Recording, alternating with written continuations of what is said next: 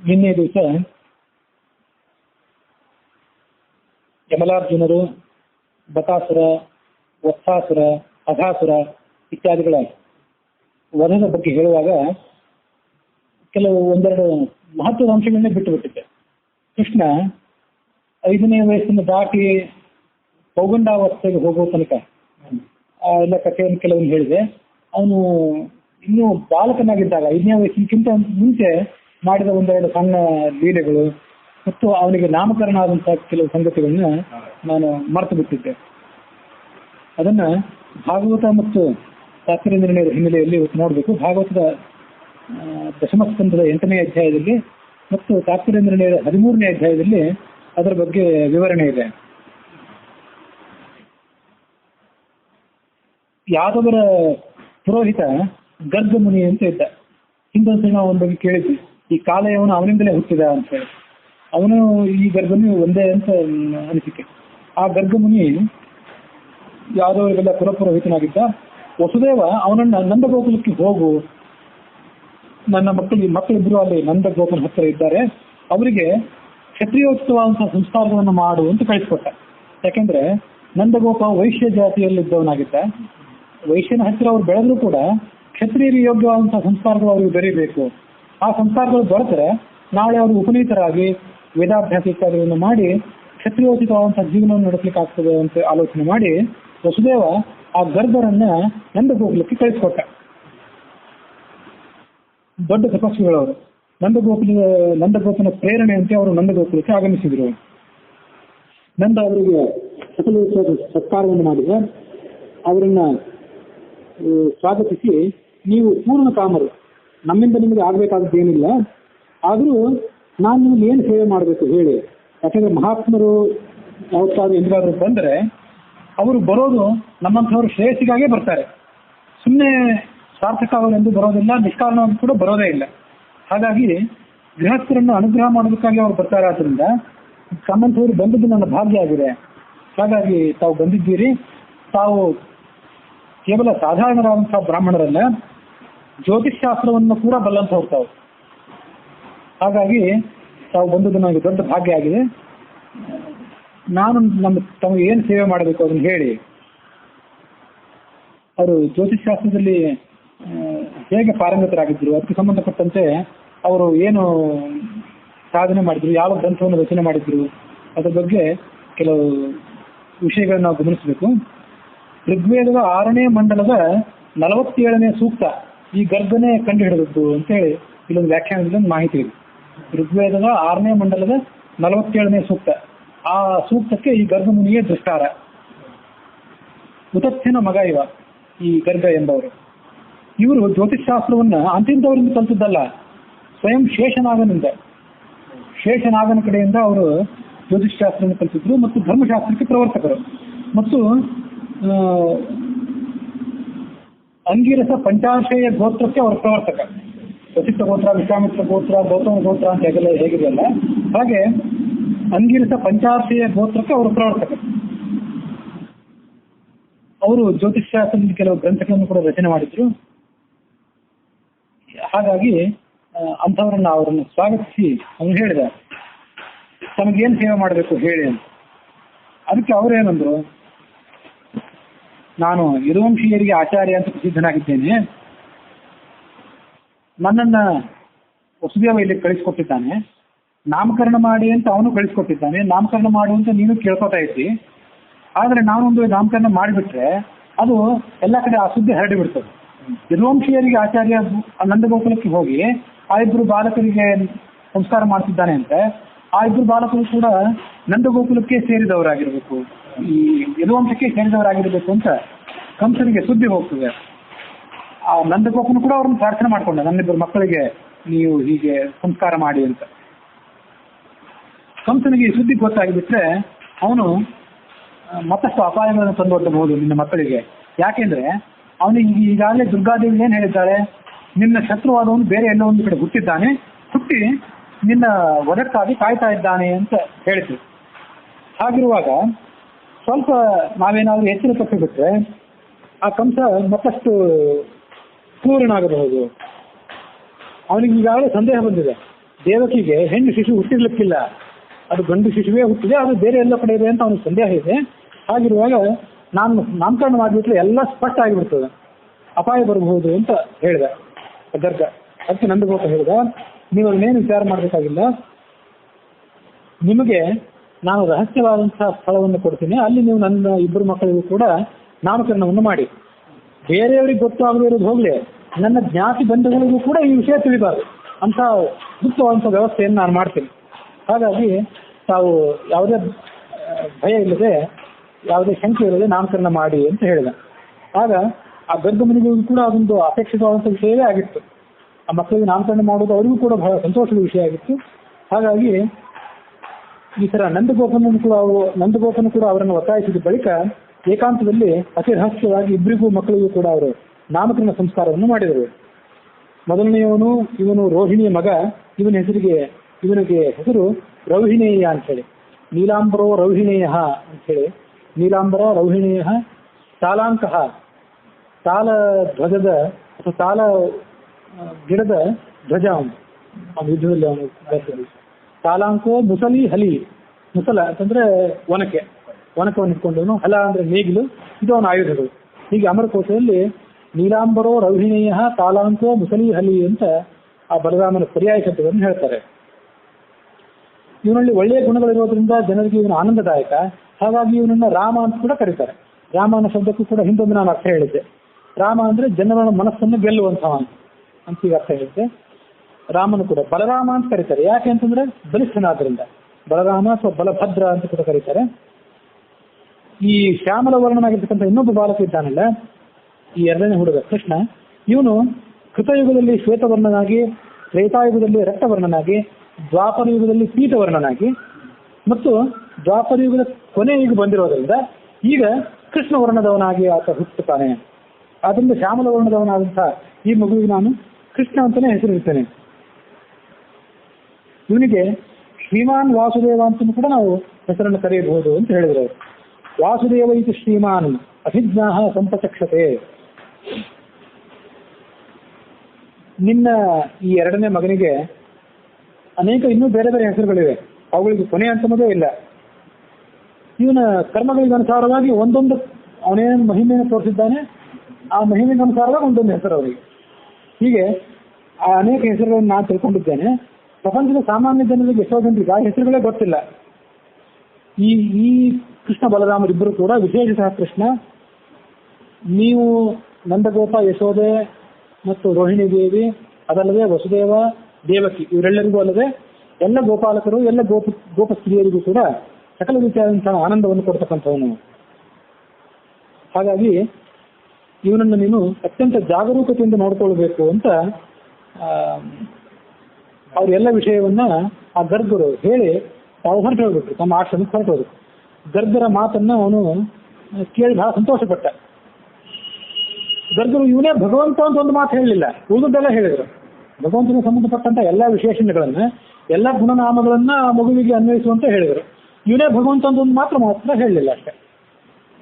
ಅದನ್ನು ಅವನು ಕೆಲವು ಮಟ್ಟಿಗೆ ತಿಳ್ಕೊಂಡಿರ್ಬೇಕು. ಆ ನಂದಗೋಪ ತಿಳ್ಕೊಂಡು ಸಂತುಷ್ಟನಾದ. ಅವರು ಆ ಕೃಷ್ಣ ಮತ್ತು ಬಲರಾಮ ಇಬ್ಬರು ಕೂಡ ಅನೇಕ ರೀತಿಯಾದಂತಹ ಆಟಗಳನ್ನ ಅಲ್ಲಿ ಆಡಿದ್ರು. ಅವರು ಕಾಲಿಗೆ ಏನು ಗೆಜ್ಜೆಯನ್ನು ಕಟ್ಕೊಂಡಿದ್ರು. ಆ ಕಟ್ಟಿಕೊಂಡು ಅವರು ಸಂಚಾರ ಮಾಡುವಾಗ, ಅಂಬೆಗಾಲಿಟ್ಟು ಸಂಚಾರ ಮಾಡುವಾಗ, ನಿನ್ನ ನಾನು ಅದು ಅಂಬೆಗಾಲಿಟ್ಟು ದೊಡ್ಡವರಾಗಿದ್ದ ಕಥೆಯನ್ನು ಹಿಂದೆ ಹೇಳಿದ್ದೇನೆ. ಇವತ್ತು ಹೇಳುವ ಈ ಕೆಲವು ವಿಷಯಗಳನ್ನು ನಿನ್ನೆ ಹೇಳಬೇಕಾಗಿತ್ತು, ಮರೆತು ಹೋಗಿದ್ದೆ ಅಷ್ಟೇ. ಅಂಬೆಗಾಲಿಟ್ಕೊಂಡು ಅವರು ದೂರ ಹೋಗುವಾಗ ಅವರ ಕಾಲಿಗೆ ಕಟ್ಟಿದಂಥ ಗೆಜ್ಜೆ ಶಬ್ದ ಮಾಡ್ತಿತ್ತು. ಆ ಧ್ವನಿಯಿಂದ ಎಲ್ಲ ಗೋಪ ಸ್ತ್ರೀಯರು, ಗೋಪಾಲ ಬಾಲಕರು, ಯಶೋದೆ ಮತ್ತು ರೋಹಿಣಿಯರಿಗೆ ಬಹಳ ದೊಡ್ಡ ಪ್ರಮಾಣದ ಆನಂದ ಆಗ್ತಾ ಇತ್ತು. ವಿವಿಧ ರೀತಿಯಾದಂಥ ಚೇಷ್ಟೆಗಳನ್ನು ಅವರು ಮಾಡ್ತಿದ್ರು. ಅಂಬೆಗಾಲಿಡುತ್ತಲೇ ಆ ದನಗಳ ಕೊಟ್ಟಿಗೆಗೆ ಅವ್ರು ಹೋಗ್ತಾ ಇದ್ರು. ಆ ಕರುಗಳು ಬಾಲವನ್ನು ಹಿಡಿದು ಜಗ್ತಾ ಇದ್ರು. ಆ ಕರುಗಳು ಭಯಪಟ್ಟು ಸಂಚಲಿತವಾದರೆ ಇವರು ಕೂಡ ನಗುತ್ತಿದ್ರು ಅವುಗಳ ಜೊತೆಗೆ. ಆ ಕರುಗಳನ್ನು ದರ ಅಂತ ಹೇಳ್ಕೊಂಡು ಬರ್ತಿದ್ರು ಕೆಲವು ಸರಿ ಮನೆಯೊಳಗೆ. ಅವರ ಚೇಷ್ಟೆಗಳನ್ನ ಈ ಗೋಪ ಸ್ತ್ರೀಯರು ನೋಡ್ತಾನೆ ನಿಂತಿರ್ತಿದ್ರು. ಈ ನಂದಗೋಪನ ಪತ್ನಿ ಅಂತ ಯಶೋದೆ, ರೋಹಿಣಿ ಅವರು ನೋಡ್ತಾ ನಿಂತಿದ್ರು ಮಾತ್ರ ಮುಗ್ಧರಾಗಿ, ಮನೆಯ ಕೆಲಸಗಳನ್ನೆಲ್ಲ ಮರೆತು.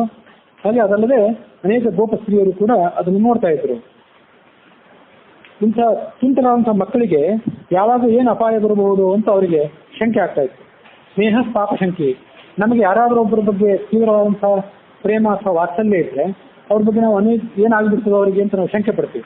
ಹಾಗೆ ಇವ್ರ ಬಗ್ಗೆ ಕೂಡ ಅವರು ಅನೇಕ ಬಾರಿ ಶಂಕೆಯನ್ನು ಪಡ್ತಾ ಇದ್ರು. ಅಡಿಗೆ ಮನೆಗೆ ಹೋಗ್ತಾ ಇದ್ರು, ಒಲೆಗೆ ಹಾಕಿದಂಥ ಕಟ್ಟಿಗೆಯನ್ನು ಎಳೆದು ಬಿಡ್ತಿದ್ರು. ಎಲ್ಲ ಕಡೆ ಇರುವಂತಹ ಸಂಗ್ರಹಣೆ ಮಾಡಿದಂಥ ಗಡಿಗೆ, ಹಂಡೆ, ಮುಂತಾದ ಸಂಗ್ರಹ ಮಾಡಿದಂಥ ನೀರನ್ನೆಲ್ಲ ಚೆಲ್ಲಿ ಬಿಡ್ತಾ ಇದ್ರು. ಹುತ್ತಕ್ಕೆ ಕೈ ಹಾಕಿ ಹಾವುಗಳನ್ನು ಹೊರಗೆ ಎಳಿತಾ ಇದ್ರು. ಎಲ್ಲಿ ಕಲ್ಲಿದೆ, ಎಲ್ಲಿ ಮುಳ್ಳಿದೆ ಇತ್ಯಾದಿ ಯಾವುದೇ ಪರಿವೇ ಅವ್ರಿಗೆ ಇರ್ತಿರ್ಲಿಲ್ಲ.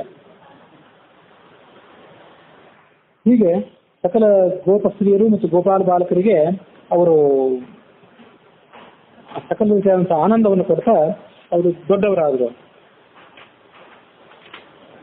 ಕ್ರಮೇಣ ತಮ್ಮ ಮನೆಯನ್ನು ದಾಟಿ ಅವರು ಪಕ್ಕದ ಮನೆಗಳಿಗೂ ಕೂಡ ಹೋಗ್ತಾ ಇದ್ರು. ಪಕ್ಕದ ಮನೆಗಳಿಗೂ ಕೂಡ ಹೋಗಿ ಅಲ್ಲಿ ಅನೇಕ ರೀತಿಯಾದಂತಹ ಲೀಲೆಗಳನ್ನ, ಚೇಷ್ಟೆಗಳನ್ನ ಅಲ್ಲಿರ್ತಕ್ಕಂಥ ಗೋಪಾಲ ಸ್ತ್ರೀಯರಿಗೂ ಕೂಡ ಅವರು ತೋರಿಸ್ತಾ ಇದ್ರು. ಒಮ್ಮೆ ಕೃಷ್ಣನ ತಾಯಿಯಾದಂತಹ ಯಶೋದೆ ಅವನನ್ನು ಮಲಗಿಸ್ಬೇಕು ಅಂತ ಪ್ರಯತ್ನ ಪಟ್ಟು. ಇದು ಭಾಗವತದಲ್ಲಿ ಈ ಕಥೆ ಬಂದಂತಿಲ್ಲ. ವಾದರಾಜರು ತಮ್ಮ ಲೀಲಾದಾಸದಿಂದ ಅದನ್ನ ವರ್ಣನೆ ಮಾಡಿದ್ದಾರೆ. ಕೃಷ್ಣನಿಗೆ ಆಕೆ ಹೇಳಿದ್ಲು, ಕೈಯಲ್ಲೊಂದು ಬಾಯಲ್ಲೊಂದು ಬೆರಳಿಟ್ಕೊಂಡು ಚಿಕ್ಕ ಮಕ್ಕಳು ಮಲಗುವಂತ ಅವನು ಮಲ್ಕೊಂಡಿದ್ದ. ಬೇಗ ಮಲಗು ಮಗು ಅಂತ ಅಂದು ತಾಯಿ. ಯಾಕೆ ಮಲಗಬೇಕು ಅಂತ ಕೇಳಿದ ಅವ ಮಗ. ಆಕೆ ಅಂದ್ಲು, ಉಂಡದ್ದು ಜೀರ್ಣ ಆಗ್ತದೆ. ನಾವೆಲ್ಲರೂ ಮಲ್ಕೊಳ್ಳೋದು ಯಾಕೆ? ಹಗಲೆಲ್ಲ ಉಂಡದ್ದು, ರಾತ್ರಿಯೆಲ್ಲ ಉಂಡದ್ದು ಜೀರ್ಣ ಆಗಬೇಕು. ಬೆಳಗ್ಗೆ ಹೊತ್ತಿಗೆ ಮತ್ತೆ ಹೊಟ್ಟೆ ಖಾಲಿ ಆಗುತ್ತದೆ. ಹಾಗಾಗಿ ಜೀರ್ಣವಾಗೋದಕ್ಕಾಗಿ ಮಲ್ಕೋಬೇಕು. ಸರಿ, ಆ ನಿದ್ದೆ ಅಂದ್ರೆ ಏನದು? ನಿದ್ದೆ ಮಾಡಬೇಕು ಅಂತ ಹೇಳ್ತಿಲ್ಲ, ನಿದ್ದೆ ಮಾಡಿದ್ರೆ ಜೀರ್ಣ ಆಗ್ತದೆ ಅಂತ ಹೇಳ್ತಿಲ್ಲ. ನಿದ್ರೆ ಅಂದ್ರೆ ಏನು ಅಂತ ಕೇಳಿದ ಅವನು. ಅವಳು ಹೇಳಿದ್ಲು, ನಿದ್ರೆ ಅಂದ್ರೆ ಪ್ರಾಜ್ಞನಾಮಕನಾದಂತಹ ಪರಮಾತ್ಮನನ್ನು ಆಲಿಂಗನ ಮಾಡ್ಕೊಳ್ಳೋದು ಅಂತ ಉತ್ತರ ಹೇಳಿದ್ರು.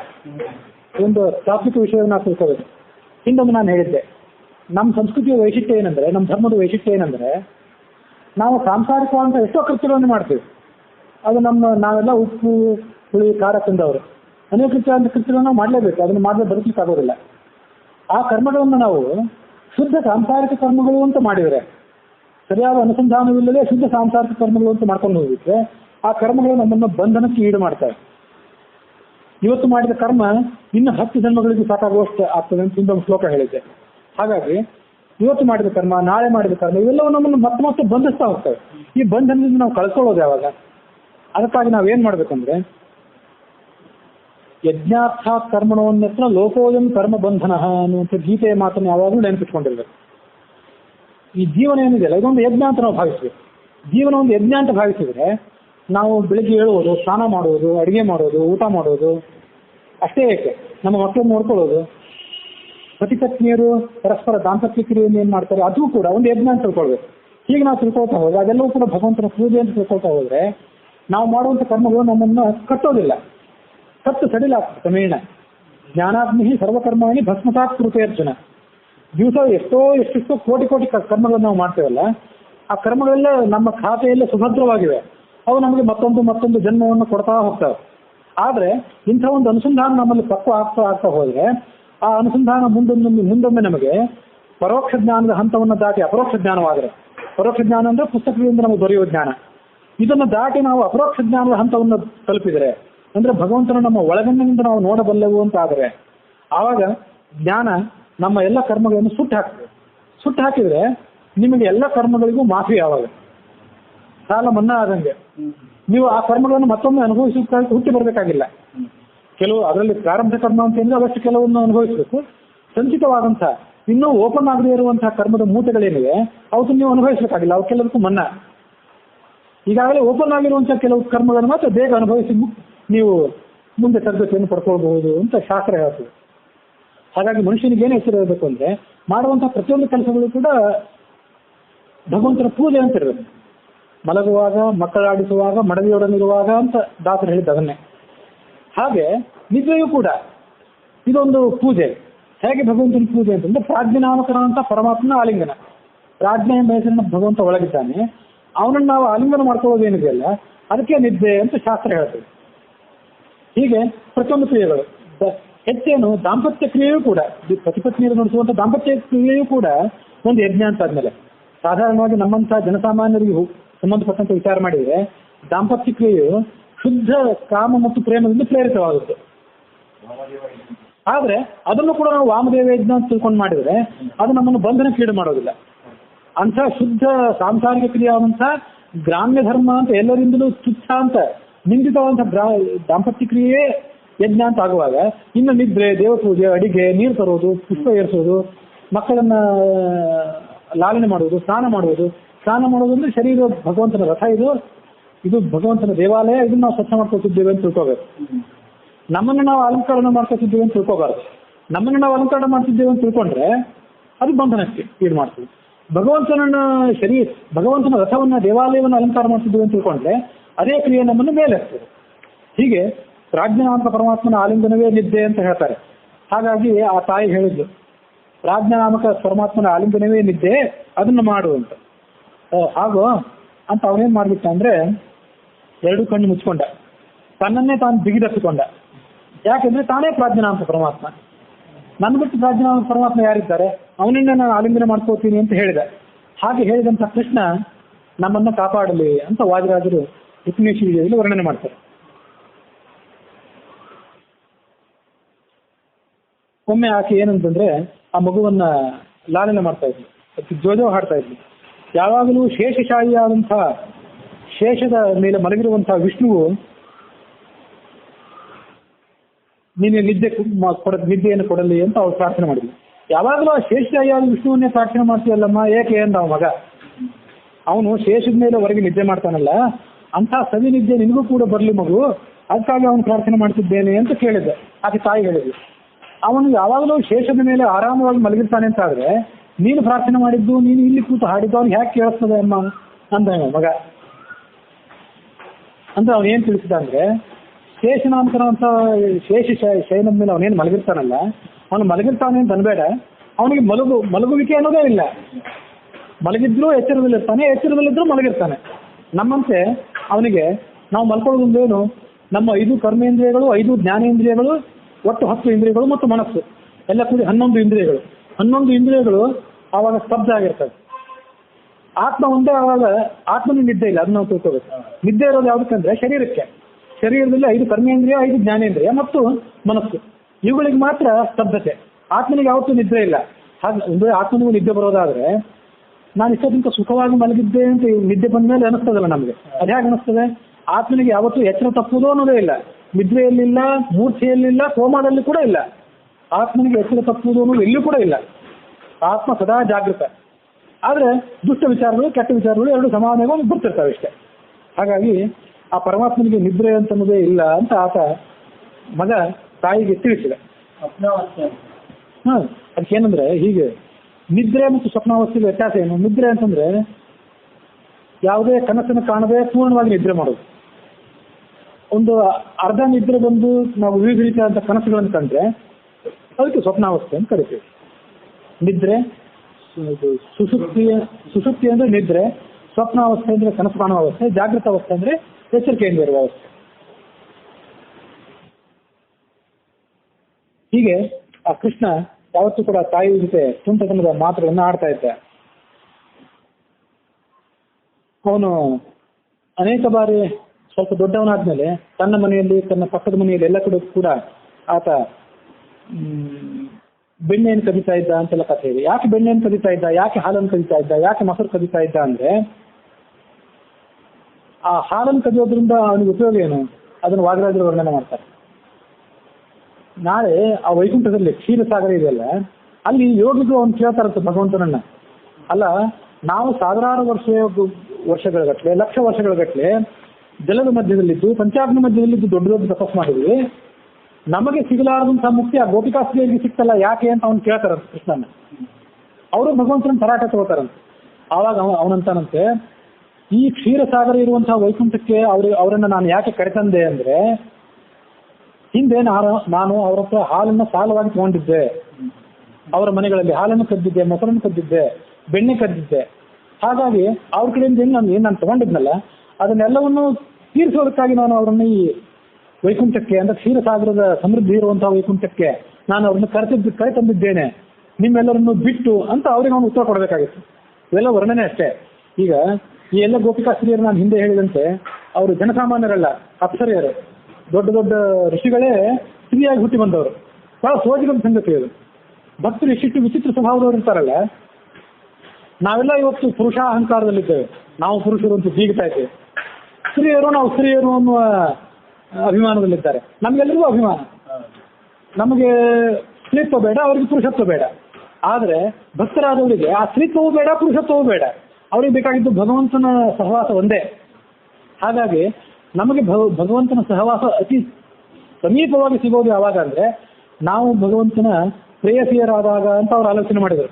ಹಾಗಾಗಿ ಎಷ್ಟೆಷ್ಟೋ ಜನ ಅಗ್ನಿಯ ಮಕ್ಕಳು, ಋಷಿಗಳು, ಅಪ್ಸರ ಸ್ತ್ರೀಯರು ಅವರೆಲ್ಲ ಭಗವಂತನ ಅಂಗಸಂಗನವು ಸಿಗಲಿ ಅಂತ ಆಲೋಚನೆ ಮಾಡಿ ಅಪ್ಸರ ಸ್ತ್ರೀಯರಾಗುತ್ತೆ ಬಂದರು. ಅವರಲ್ಲಿ ಲಕ್ಷ್ಮೀದೇವಿ ಸನ್ನಿಧಾನ ಬಂತು, ಆ ಬಳಿಕವೇ ಕೃಷ್ಣನ ಅಂಗಸಂಗ ಅವರಿಗೆ ದೊರೆಯಿತು ಅಂತಂದ್ರೆ ಅದು ಮುಂದಿನ ಮಾತಾಯಿತು. ಅಂದರೆ ಇಂಥ ವಿಲಕ್ಷಣ ರೀತಿಯಾದಂಥ ಭಕ್ತರು ಇರ್ತಾರೆ ಅಂತ ಹೇಳಿದೆ. ನಾವು ಭಗವಂತನನ್ನ ತಾಯಿ ಅಂತ ಪೂಜೆ ಮಾಡಬಹುದು, ಭಗವಂತನನ್ನ ತಂದೆ ಅನ್ಬಹುದು, ಭಗವಂತನನ್ನ ಸ್ವಾಮಿ ಅನ್ಬಹುದು, ನಾವು ದಾಸರು ಅಂದ್ಕೊಳ್ಬಹುದು, ಭಗವಂತನನ್ನ ಗಂಡ ಅಂತ ತಿಳ್ಕೊಂಡು ನಾವೇ ಹೆಂಡತಿ ಅಂತ ತಿಳ್ಕೋಬಹುದು. ಹಾಗಾಗಿ ನಮಃ ಪಶೂನಾಂ ಪತಯೇ ಅಂತ ಬರ್ತದೆ ರುದ್ರಾಧ್ಯಾಯದಲ್ಲಿ. ಪಶುಗಳಿಗೆ ಪತಿ ಭಗವಂತ ಅಂತೇಳಿ. ಅವನ ಪತಿ ನಾವೆಲ್ಲರೂ ಕೂಡ ಅವನ ಅಧೀನದಲ್ಲಿರುವಂಥ ಪಶುಗಳು. ಅವನು ನಮ್ಮೆಲ್ಲರನ್ನು ಕಾಯ್ತಾನೆ. ಹೀಗೆ ನಾವು ಪಶುಗಳು ಅಂತ ತಿಳ್ಕೊಳ್ಳಿ, ಅವನನ್ನು ಪತಿ ಅಂತ ತಿಳ್ಕೊಳ್ಳಿ, ಅಥವಾ ನಾವು ದಾಸರು ಅಂತ ತಿಳ್ಕೊಳ್ಳಿ, ಅವನನ್ನು ಸ್ವಾಮಿ ಅಂತ ತಿಳ್ಕೊಳ್ಳಿ, ಅವನನ್ನು ಗಂಡ ಅಂತ ತಿಳ್ಕೊಳ್ಳಿ, ನೀವು ಹೆಂಡತಿ ಅಂತ ತಿಳ್ಕೊಳ್ಳಿ. ಈ ಜಗತ್ತಿನಲ್ಲಿ ಭಕ್ತರು ಇಷ್ಟಿಷ್ಟು ವಿಧದಲ್ಲಿದ್ದಾರಲ್ಲ, ಅವ್ರ ಅನುಸಂಧಾನ ಹೇಗೆ ಹೇಗಿರ್ತದೆ, ಯಾವ ಥರ ಅವರು ಭಗವಂತನನ್ನು ಕಾಣಬೇಕು ಅಂತ ಅಪೇಕ್ಷೆ ಪಡ್ತಾರೆ, ಅದು ನಮ್ಮ ಬುದ್ಧಿಗೆ ನಿಲುಕಲಾರದು. ಈ ಭಾಗವತವನ್ನು ಓದೋರು, ಭಾಗವತವನ್ನು ಪ್ರವಚನ ಮಾಡುವವರು, ಅದರ ಅರ್ಥಾನುಸಂಧಾನ ಮಾಡ್ಕೊಳ್ಳೋರು ನೂರಾರು ಬಗೆಯಲ್ಲಿದ್ದಾರೆ. ಈ ಎಲ್ಲ ಲೀಲೆಗಳನ್ನು ಭಗವಂತ ತೋರಿಸಿದ್ನಲ್ಲ, ಇವೆಲ್ಲ ವಾಸ್ತವಿಕವಾದ ಲೀಲೆಗಳು, ಯಥಾರ್ಥವಾದ ಲೀಲೆಗಳು ಅಂತ ಹೇಳಿ ಬಾಷ್ಪ ಕಂಠದಿಂದ, ಗದ್ದದ ಕಂಠದಿಂದ ಅದನ್ನು ವರ್ಣನೆ ಮಾಡುವವರಿದ್ದಾರೆ. ಇನ್ನು ಕೆಲವರು ಇವೆಲ್ಲ ಭಗವಂತ ತೋರಿಸಿದ ಲೀಲೆಗಳಲ್ಲ, ಅಪ್ಪರ ಸೀರೆ ಜೊತೆ ಓಡಾಡೋದು, ಅವ್ರ ಜೊತೆ ವಿಹಾರ ಮಾಡೋದು, ರಾಸಲೀಲೆ ಮಾಡೋದು, ಇವೆಲ್ಲ ದೊಡ್ಡ ಲೀಲೆಗಳೇ. ಇವೆಲ್ಲ ಲೀಲೆಗಳೇ ಅಲ್ಲ. ಹಾಗಾಗಿ ಇದನ್ನ ಯಾಕೆ ಓದಬೇಕು ಅಂತಂದ್ರೆ ಅದಕ್ಕೆಲ್ಲ ಒಂದು ಸಂಕೇತ ಇದೆ. ರಾಸಲೀಲೆ ಅಂದ್ರೇನು? ಮಧ್ಯ ಭಗವಂತ ಇರೋದು, ಸುತ್ತಲೂ ಎಲ್ಲ ಜೀವರಿರೋದು, ಎಲ್ಲ ಜೀವರಿಗೆ ಅವನು ಕೇಂದ್ರ ಬಿಂದು ಅಂತ ಅರ್ಥ. ಎಲ್ಲ ಜೀವರು ಕೊನೆಯದಾಗಿ ತಲುಪಬೇಕಾದದ್ದು ಅವನನ್ನೇ.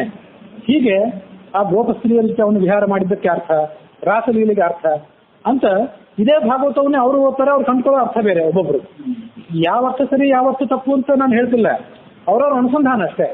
ವಿಚಿತ್ರ ರೀತಿಯಾದಂಥ ಭಕ್ತರೆಲ್ಲ ಇದ್ದಾರೆ ಭಗವಂತನಿಗೆ. ಪುರುಷರಾಗಿದ್ರು ಕೂಡ ಸ್ತ್ರೀತ್ವವನ್ನು ಅವಲಂಬಿಸಿ ಭಗವಂತನ ಆರಾಧನೆ ಮಾಡಿದವರಿದ್ದಾರೆ. ಅಂತ ಭಕ್ತರು ಆಗಲ್ಲ, ಈಗೂ ಕೂಡ ಇದ್ದಾರೆ ಅಂತ ನಾನು ಮೊನ್ನೆ ಎಲ್ಲ ಒಂದ್ಸರಿ ಓದಿದ್ದು ನನಗೆ. ಹೇಗೆಂದ್ರೆ ಆ ಉತ್ತರ ಪ್ರದೇಶದಲ್ಲಿ ಒಬ್ಬ IPS ಆಫೀಸರ್ ಇದ್ದ, ಇಂಡಿಯನ್ ಪೊಲೀಸ್ ಸರ್ವಿಸ್, ಪಾಂಡೆ ಅಂತ ಅವನ ಹೆಸರು. ಅವನು IGP ರ್ಯಾಂಕ್ನಲ್ಲಿದ್ದ, ಇನ್ಸ್ಪೆಕ್ಟರ್ ಜನರಲ್ ಆಫ್ ಪೊಲೀಸ್ ರ್ಯಾಂಕ್ನಲ್ಲಿದ್ದ. ಪಾಂಡೆ ಅಂತ ಅವನ ಹೆಸರು ಅಂತ ನೆನಪು. ಎಂಥ ವಿಚಿತ್ರ ಅಂದ್ರೆ, ನಾನು ದೂಸರಿ ರಾಧಾ ಅಂತ ಹೇಳ್ಕೊಳ್ಳಿ ಶುರು ಮಾಡಿದ ಅವನು. ಹಾಗೆ ಈಗ 5000 ವರ್ಷದ ಹಿಂದೆ ರಾಧೆ ಇದ್ಲಲ್ಲ, ಆಕೆ ಪೆಹಲಿ ರಾಧಾ, ಮೊದಲನೇ ರಾಧೆ ಆಕೆ. ದೂಸರಿ ರಾಧಾ ನಾನು, ಎರಡನೇ ರಾಧೆ ನಾನೇ ಅಂತ ಹೇಳಿ ಸೀರೆ ಉಟ್ಕೊಂಡು, ಕೆನ್ನೆಗೆ ಅಲಂಕಾರ ಮಾಡಿಕೊಂಡು, ತುಟಿಗಳಿಗೆ ಅಲಂಕಾರ ಮಾಡಿಕೊಂಡು ಅವನು ಕಚೇರಿಗೆ ಬರ್ಲಿಕ್ಕೆ ಪ್ರಾರಂಭ ಮಾಡಿದ. ಇಂಥ ವಿಚಿತ್ರ ನನಗೆ ಆ ಕಥೆಯನ್ನು ಕೇಳಿದಾಗ ಮೊದಲು ಇದಂತ ಹುಚ್ಚುತನ ಅಂತ ಅನಿಸ್ತು. ಸ್ವಲ್ಪ ಆಲೋಚನೆ ಮಾಡಿದ್ರೆ ಹುಚ್ಚುತನ ಅವನದಲ್ಲ ನಮ್ಮದು ಅಂತ ಅನಿಸ್ತು. ಅವನು ಅದನ್ನ ಪ್ರದರ್ಶನಕ್ಕಾಗಿ ಪ್ರಖ್ಯಾತಿಯಾಗಿ ಮಾಡಿದ್ರೆ ಅದು ನಮ್ಗೆ ಗೊತ್ತಿಲ್ಲ. ಆದ್ರೆ ಅದನ್ನ ನಿರ್ಣಯ ಮಾಡ್ಲಿಕ್ಕೆ ನಾವ್ಯಾರು? ಎಷ್ಟೋ ಜನ ಅಗ್ನಿಪುತ್ರರು, ಋಷಿಪುತ್ರರೆಲ್ಲ ಹೀಗೆ ಮಾಡಿದ್ದಾರೆ ಅಂದಮೇಲೆ ಅವರು ಬೇಕಂತೆ ಪುರುಷತ್ವವನ್ನು ಬಿಟ್ಟು ಸ್ತ್ರೀತ್ವವನ್ನು ತಾಳೆ ಭಗವಂತನ ಸಹವಾಸವನ್ನು ಅಪೇಕ್ಷೆ ಪಟ್ಟರು ಅಂದಮೇಲೆ ಇವ್ರದೆಲ್ಲ ನಾವು ಏನು ಹೇಳಿದ್ರೆ ಅದು ನಿರ್ಣಯ ಮಾಡ್ಲಿಕ್ಕೆ ನಾವ್ಯಾರು? ಅವ್ರನ್ನ ಹುಚ್ಚರು ಅಂತ ನಾವು ದಿಢೀರ್ ನಿರ್ಣಯ ಬರ್ಲಿಕ್ಕೆ ನಾವ್ಯಾರು? ಇಂಥ ಎಲ್ಲ ವಿಲಕ್ಷಣ ಸ್ವಭಾವದ ಭಕ್ತರಿದ್ದಾರೆ. ಮತ್ತೆ ಯಾವುದೋ ಒಂದು ಸೂಫಿ ಧರ್ಮ ಅಂತ ಇದೆ, ಇಸ್ಲಾಂ ಧರ್ಮದ ಒಂದು ಭಾಗ. ಅದರಲ್ಲಿ ಭಕ್ತರಾದವರು ಭಗವಂತನನ್ನ ಪ್ರೇಯಸಿ ನಾವು ಪ್ರಿಯಕರರು. ಇಲ್ಲೇನಿದೆ ಅಂದ್ರೆ ಭಾಗವತದಲ್ಲಿ ಭಗವಂತನೇ ಪ್ರಿಯಕರ, ನಾವು ಪ್ರೇಯಸಿಯರು ಅಂತ ತಿಳ್ಕೊಂಡು ಅವನನ್ನು ಆರಾಧನೆ ಮಾಡೋದಿಲ್ಲ. ಇದಕ್ಕೆ ವ್ಯತಿರಿಕ್ತವಾಗಿ ಅಲ್ಲಿ ಭಗವಂತನೇ ಪ್ರೇಯಸಿ, ನಾವು ಪ್ರಿಯಕರರು ಅಂತ ಆರಾಧನೆ ಮಾಡೋದು ಅದು ಯಾವುದೋ ಒಂದು ಧರ್ಮದಲ್ಲಿದೆ. ಅದು ಸೂಫಿ ಅಂತ ನಂಗೆ ಅಸ್ಪಷ್ಟವಾದ ನೆನಪು.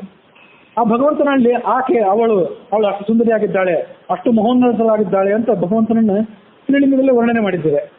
ಇಂಥವೆಲ್ಲ ಭಕ್ತರಿದ್ದಾರೆ. ಯಾರ್ದು ಸರಿ ಯಾರ್ದು ತಪ್ಪು ಅಂತ ತಿಳಿಯೋದು ಹೇಗೆ? ಯಾರು ಆಳ ಹೆಚ್ಚು, ಯಾರು ಉದ್ದ ಆಗಲ್ಲ ಎಷ್ಟು ಗೊತ್ತಾಗೋದು. ಇಂಥವೆಲ್ಲ ಭಕ್ತರು ಭಗವಂತನಿಗಿದ್ದಾರೆ ಅಷ್ಟೇ. ಹೀಗೆ ಆ ಗೋಪಸ್ತ್ರೀಯರೆಲ್ಲ ಓದಿದ್ರು. ಅವರು ಆ ಗೋಪಸ್ತ್ರೀಯರು ಹೆಚ್ಚಿನವರು, ಆ ಋಷಿಗಳು ಹೆಚ್ಚಿನವರು, ಯಾರು ಹೆಚ್ಚಿನವರು ಅಂತ ಪ್ರಶ್ನೆ ಅಲ್ಲ. ಯಾಕೆಂದ್ರೆ 32 ಕಕ್ಷಾ ತಾರತಮ್ಯಗಳಿವೆ. ಯಾರು ಕೆಳಗಿನವರು ಯಾರು ಮೇಲಿನವರು ಅಂತ ಗೊತ್ತಾಗೋದಿಲ್ಲ. ಆ ಋಷಿಗಳಲ್ಲೇ ಕೆಲವರು ಅಪ್ಸರಕ್ಕಿಂತ ಕೆಳಗಿನವರು ಇರ್ತಾರೆ, ಅಪ್ಸರಕ್ಕಿಂತ ಮೇಲಿನವರು ಇರ್ತಾರೆ. ಇವೆಲ್ಲ ಕೆಲವು ಕಥೆಗಳು ಬರ್ತಾವಲ್ಲ. ಬ್ರಹ್ಮಾದಿ ದೇವತೆಗಳಿಗೂ ಸಿಗಲಾದಂಥ ಭಾಗ್ಯ ಯಶೋಧೆಗೆ ಸಿಕ್ತು ಅಂತ. ಅವೆಲ್ಲ ಕೆಲವು ತಾತ್ಕಾಲಿಕವಾದಂತಹ ಮಹಿಮೆ ವರ್ಣನೆ ಅಷ್ಟೇ. ಬ್ರಹ್ಮನಿಗಿಂತ ಯಶೋಧೆ ದೊಡ್ಡವಳು ಅಂತ ಅರ್ಥ ಅಲ್ಲ ಅದಕ್ಕೆ. ಯಶೋಧೆಗೆ ಆ ಜನ್ಮದಲ್ಲಿ ಸಿಕ್ಕಂಥ ಭಾಗ್ಯವನ್ನು ವರ್ಣನೆ ಮಾಡೋದು ಅಲ್ಲೇ ಉದ್ದೇಶ. ಬ್ರಹ್ಮನಿಗೆ ಸಿಗುವ ಭಕ್ತಿ, ಬ್ರಹ್ಮನಿಗೆ ಭಗವಂತನಿಗೆ ಸೇವೆ ಮಾಡಿ ಸಿಗುವಂಥ ಅವಕಾಶ, ಅವನಿಗೆ ಸಿಗುವಂಥ ಆನಂದ, ಮುಕ್ತಿಯಲ್ಲಿ ಅವನಿಗೆ ಸಿಗುವಂಥ ಆನಂದ ಮತ್ತು ಭಗವಂತನ ಸಾಮೀಪ್ಯ ಏನಿದೆ ಅದು ನಿಶ್ಚಿತವಾಗಿ ಯಶೋಧೆಗಿಂತ ದೇವಕಿಗಿಂತ ದೊಡ್ಡದೇ. ಅದ್ರ ಬಗ್ಗೆ ಏನು ವಿವಾದ ಇಲ್ಲ. ಆದರೆ ಆ ಯಶೋಧೆ, ರೋಹಿಣಿಯರು, ದೇವಕಿಯರು, ನಂದಗೋಪ ವಸುದೇವರು, ಈ ಗೋಪಬಾಲರು, ಗೋಪಿಕಾ ಸ್ತ್ರೀಯರು ಎಷ್ಟು ಆ ಜನ್ಮದಲ್ಲಿ ಎಂಥ ಭಾಗ್ಯವನ್ನು ಪಡ್ಕೊಂಡ್ರು ಅಂತ ವರ್ಣನೆ ಮಾಡೋದು ಅಲ್ಲಿ ಉದ್ದೇಶ ಅಷ್ಟೆ. ಹೀಗೆ ಅಲ್ಲಿ ಸಣ್ಣವ್ರು ಯಾರು ದೊಡ್ಡವರು ಯಾರು ಅಂತ ಗೊತ್ತಾಗೋದಿಲ್ಲ, ಕೇವಲ ವರ್ಣನೆ ಕೆಲವು ಅವೆಲ್ಲ.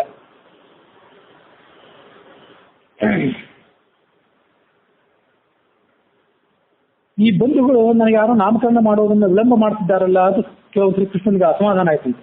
ವಾದಿರಾಜರು ಹೇಳ್ತಾರೆ, ಕೃಷ್ಣ ಅಂತ ಬಲರಾಮ ಅಂತ ನಾಮಕರಣ ಮಾಡೋದನ್ನ ನಂದು ಒಂದು ಸ್ವಲ್ಪ ವಿಳಂಬ ಮಾಡಿದ್ದ. ಆವಾಗ ಅವನೇನ್ ಮಾಡಿದ ಅಂದ್ರೆ ಪೂತನೆಯನ್ನು ಕೊಂದ. ಪೂತನಾ ಜೀವಿತಾಹಾರಿ ಅಂತ ತಾನಾಗೆ ನಾಮಕರಣ ಆಗಿಬಿಡ್ತು. ಶಕಟಾಸುರನ್ನು ಭಂಗ ಮಾಡಿದ. ಶಕಟಾಸುರ ಬಂಧನ, ಪೂತನಾ ಜೀವಿತಾಹಾರಿ ಶಕಟಾಸುರ ಬಂಧನ, ತೃಣೀಕೃತ ತೃಣಾವರ್ತ, ಕೃಷ್ಣಾಸ್ತೋತ್ರ ಶತನಾಮ ಸ್ತೋತ್ರ ಇದು. ತೃಣಾವರ್ತನನ್ನ ಮೇಲ್ತಂಕ ತಗೊಂಡು ಅಪ್ಪಳಿಸಿ ಕೊಂದು ಹಾಕಿದ. ತೃಣಾವರ್ತ ಅಂತ ತಾನಾಗೆ ಹೆಸರು ಬಂತು. ಹೀಗೆ ವಾದಿರಾಜರು ಅದನ್ನು ಉತ್ಪ್ರೇಕ್ಷೆ ಮಾಡ್ತಾರೆ. ನನಗೆ ಇವ್ರು ಹೆಸರು ಇರ್ಲಿಕ್ಕೆ ವಿಳಂಬ ಮಾಡ್ತಿದ್ದಾರಲ್ಲ, ಹೆಸರುಗಳನ್ನ ನಾನಾಗೆ ಸ್ವೀಕಾರ ಮಾಡ್ತೀನಿ ಅಂತ ಆಲೋಚನೆ ಮಾಡಿದ ಅವನು. ಅದಾದ ಬಳಿಕ ಗರ್ಗರು ಬಂದು ಅವರಿಗೆ ಹೆಸರನ್ನು ಇಟ್ಟರು ಅಂತ ನಾವು ಆ ಕಥೆಯನ್ನು ನೋಡ್ತೀವಿ.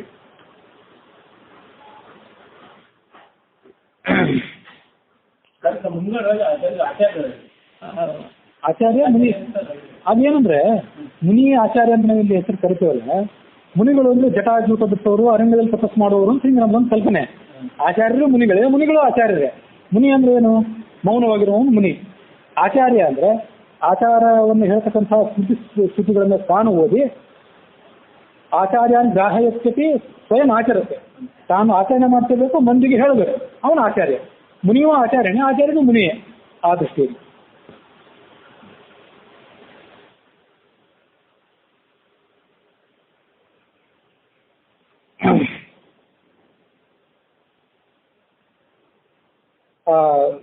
ವಾದಿರಾಜರು ಕೂಡ ಅಂಥದ್ದೊಂದು ಭಗವಂತನ ವರ್ಣನೆ ಮಾಡ್ತಾರೆ. ಆ ಯಶೋದೆಯ ತೊಡೆ ಮೇಲೆ ಅವನು ಕೂತ್ಕೊಂಡು ಅವಳನ್ನ ತಾನೇ ಜಗತ್ತಿನಲ್ಲಿ ಎಲ್ಲ ಜಗತ್ತಿಗೂ ತಂದೆ ತಾಯಿ ಆಗಿದ್ರು ಕೂಡ ಅವಳನ್ನ ಅಮ್ಮ ಅಮ್ಮ ಅಂತ ಕರೆದ್ನಲ್ಲ, ಅವಳ ಸ್ತನ್ಯಪಾನ ಮಾಡಿದ್ನಲ್ಲ, ಅವಳ ಭಾಗ್ಯ ಅಂತೂ ದೊಡ್ಡದು ಅಂತ ವರ್ಣನೆ ಮಾಡ್ತಾರೆ ವಾದಿರಾಜರು. ಹೀಗೆ ಅನೇಕ ರೀತಿಯಾದಂಥ ಲೀಲೆಗಳನ್ನು ಅವನು ತೋರಿಸಿದ. ಕೃಷ್ಣ ಕದ್ದು ಹಾಲು ಕುಡಿತಿದ್ನಲ್ಲ, ಒಬ್ಬ ಗೋಪಿ ಅದನ್ನು ನೋಡಿ ಸಂತೋಷ ಪಟ್ಲು. ಕೃಷ್ಣ ಹಾಲು ಕುಡಿದ್ರೆ ಸಂತೋಷ, ಕುಡಿಲಿ ಅಂತಲ್ಲ ಅವಳು. ಆದ್ರೆ ಅವನು ಹಾಲನ್ನು ತಾನು ಕುಡಿದು ತೊಗೊಂಡು ಬೆಕ್ಕಿಗೆ ಕೊಟ್ಟನಲ್ಲ, ಬೆಕ್ಕಿಗೆ ಕೋತುಗಳಿಗೆ ಕೊಟ್ಟನಲ್ಲ, ಆಗ ಆಕೆಗೆ ಸ್ವಲ್ಪ ಸಿಟ್ಟು ಬಂತು. ಆಗ ಆಕೆ ಕೃಷ್ಣನ ಬೈಲಿಕ್ಕೆ ಶುರು ಮಾಡಿದ್ಲು. ಭಗವಂತನ ಶೇಷ ಏನಿದೆ ಅದನ್ನ ಪುಣ್ಯಾತ್ಮರಾದವ್ರು ಮಾತ್ರ ಸ್ವೀಕಾರ ಮಾಡ್ಲಿಕ್ಕೆ ಯೋಗ್ಯರು. ಅಂಥವ್ರಲ್ಲಿ ಕೋತುಗಳಿಗೆ ಬೆಕ್ಕುಗಳಿಗೆ ಕೊಡ್ತಾನಲ್ಲ ಅಂತ ಅವಳಿಗೆ ಅಸಮಾಧಾನ ಆಗಿತ್ತು. ಆಗ ತಾನೇ ಮೊಸರನ್ನು ಕಡೆದು ಒಬ್ಬಳು ಗೋಪಿಕಾ ಸ್ತ್ರೀ ಬೆಣ್ಣೆಯನ್ನ ಕಡೆದಿಟ್ಟಿದ್ಲು, ಬೆಣ್ಣೆಯನ್ನು ತೆಗೆದಿಟ್ಟಿದ್ಲು. ಕೃಷ್ಣ ಅಲ್ಲಿಗೆ ಬಂದ, ಆ ಬೆಣ್ಣೆಯನ್ನು ಅಪಹಾರ ಮಾಡಿಬಿಟ್ಟ. ಅವನನ್ನ ಬೆದರಿಸ್ಕೊಂಡು ಕೈಯಲ್ಲೊಂದು ಕೋಲ್ ತಗೊಂಡು ಆಕೆ ಹೊರಗೆ ಓಡಿ ಬಂದ್ಲು. ಅವಳು ಏನು ತಲೆ ಮುರಿದಿದ್ದಲ್ಲ, ಆ ಹೆರಳೆಲ್ಲ ಬಿಚ್ಚಿ ಹೋಯ್ತು. ತಲೆಯಲ್ಲಿ ಮುರಿದಂಥ ಹೂವುಗಳೆಲ್ಲ ಆ ದಾರಿ ಉದ್ದಕ್ಕೂ ಚೆಲ್ಲಿದವು. ಆಕೆ ಯಾಕೆ ಚೆಲ್ಲಿದ ಹೂವುಗಳು ಅಂತ ವಾದರಾದ ವಿಶ್ಲೇಷಣೆ ಮಾಡ್ತಾರೆ.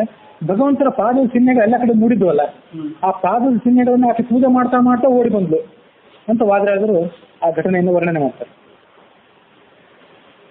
ಆಚಾರ್ಯರು ಏನು ಹೇಳ್ತಾರೆ ತಾತ್ಪರ್ಯ ನಿರ್ಣಯದಲ್ಲಿ ಅಂದ್ರೆ, ಯಾರು ತಾನು ಮೊಸರು ಹಾಲು ಬೆಣ್ಣೆಯನ್ನು ಕದ್ದಾಗ ಸಂತೋಷ ಪಟ್ಟರು ಅವರ ಪುಣ್ಯವನ್ನು ಹೆಚ್ಚು ಮಾಡಿದ, ಯಾರು ಸಿಟ್ಟು ಮಾಡಿಕೊಂಡು ಅವರ ಪುಣ್ಯವನ್ನು ಕಡಿಮೆ ಮಾಡಿದ. ಹೀಗೆ ಎಲ್ಲ ಅದನ್ನ ನನ್ನ ಘಟನೆಯನ್ನು ತೋರಿಸ್ಕೊಂಡ. ಕಳ್ಳ ಅಂತ ಒಬ್ಬ ಗೋಪಿ ಬೈದ, ಅವಳ ಮೊಸರನ್ನು ಕದ್ದ, ಅವಳ ಪುಣ್ಯವನ್ನು ಕದ್ದ. ಯಾರು ಅವ್ರನ್ನ ಕೃಷ್ಣನನ್ನು ಹೊಗಳಿದ್ರು, ಅವನ ಮೊಸರನ್ನು ಕದ್ದದನ್ನ ಬೆಣ್ಣೆಯನ್ನು ಕದ್ದದನ್ನ ಆಸ್ವಾದನೆ ಮಾಡಿದ್ರು, ಅವರ ಪುಣ್ಯವನ್ನು ಹೆಚ್ಚು ಮಾಡಿದ. ಅವರ ಹಾಲು ಮೊಸರನ್ನ ತಾನು ತಗೊಂಡ, ಅವರಿಗೆ ಪುಣ್ಯ ಎಂಬ ಹಣವನ್ನು ಕೊಟ್ಟ. ಅವನೇನು ಬರಿಗೈಯಿಂದ ಅಲ್ಲಿಗೆ ಹೋಗಿ ಹಾಗಾಗಿ ಖಾಲಿಗೆ ಬಂದು ಅವ್ರಿಗೆ ಮೋಸ ಮಾಡಲಿಲ್ಲ. ಅವ್ರ ಕಡೆಯಿಂದ ಹಾಲು ಮೊಸರು ತಗೊಂಡ. ಹಾಲು ಮೊಸರು ಮಾಡ್ಲಿಕ್ಕೆ ಅವ್ರು ಪಟ್ಟಣಕ್ಕೆ ಹೋಗ್ತಿದ್ರಲ್ಲ, ಪಟ್ಟಣಕ್ಕೆ ಹೋಗೋದು ಬೇಡ ನೀವು, ನನಗೆ ಮಾರಿ, ನಾನೇ ನೀವು ಪುಣ್ಯ ಕೊಡ್ತೀನಿ ಅಂತ ಹೇಳಿದೆ. ಹೀಗೆ ಅವರಿಗೆ ಆ ಎಲ್ಲ ಲೀಲೆಗಳನ್ನು ಅವನು ತೋರಿಸಿದ. ವಾದರಾಜರಲ್ಲಿ ಮಾತು ಹೇಳ್ತಾರೆ, ಇಷ್ಟೆಲ್ಲ ಬೆಣ್ಣೆ ಕದ್ದ, ಹಾಲು ಮೊಸರನ್ನು ಕದ್ದ, ನಾನಾ ರೀತಿಯಾಗಿ ಆ ಗೋಪಸ್ತ್ರೀಯರನ್ನು ಅವನು ಛೇಡಿಸಿದ, ಅವರಿಗೆ ಚೇಷ್ಟೆ ಮಾಡಿದ. ಆದ್ರೆ ಅವ್ರು ಯಾರು ಕೂಡ ಅದನ್ನ ಬಹಳ ಗಂಭೀರವಾಗಿ ಪರಿಗಣಿಸಲಿಲ್ಲ. ಅದೊಂದು ತಪ್ಪು ಅಂತ ಅವ್ರು ತಿಳ್ಕೊಳ್ಳಿಲ್ಲ. ಯಾಕೆಂದ್ರೆ ಅದು ಜಗತ್ತಿನ ರೀತಿ ಹಾಗೆ. ಯಾರು ಬಹಳ ದೊಡ್ಡವರು ಇರ್ತಾರಲ್ಲ, ದುಡ್ಡಿದ್ದವ್ರು ಇರ್ತಾರಲ್ಲ, ದುಡ್ಡಿದ್ದವ್ರು ಮಾಡಿದ ಎಲ್ಲಾ ದೋಷಗಳು, ಎಲ್ಲಾ ದುಷ್ಕೃತ್ಯಗಳು ಕೂಡ ಮುಚ್ಚಿ ಹೋಗ್ತವೆ. ಅವ್ರು ಕದ್ರು ಅವ್ರು ಕಳ್ಳರಲ್ಲ, ಅವ್ರು ವಿಚಾರ ಮಾಡಿದ್ರು ಅವ್ರು ವಿಚಾರಿಗಳಲ್ಲ, ಅವ್ರು ಅನ್ಯಾಯ ಮಾಡಿದ್ರು ಅವ್ರು ಅನ್ಯಾಯಗಳಲ್ಲ. ಭಗವಂತರು ದುಡ್ಡಿದ್ದವನೇ, ಯಾಕೆಂದ್ರೆ ಅವ್ನು ಲಕ್ಷ್ಮೀ ದೇವಿಯ ಒಡೆಯ. ಹೀಗೆ ಅವನು ದುಡ್ಡಿದ್ದವನೇ, ದುಡ್ಡಿದ್ದವನು ದೊಡ್ಡಪ್ಪ. ಆದ್ರಿಂದ ಅವನು ಮಾಡಿದ ತಪ್ಪುಗಳೆಲ್ಲ ಮುಚ್ಚಿ ಹೋದವು.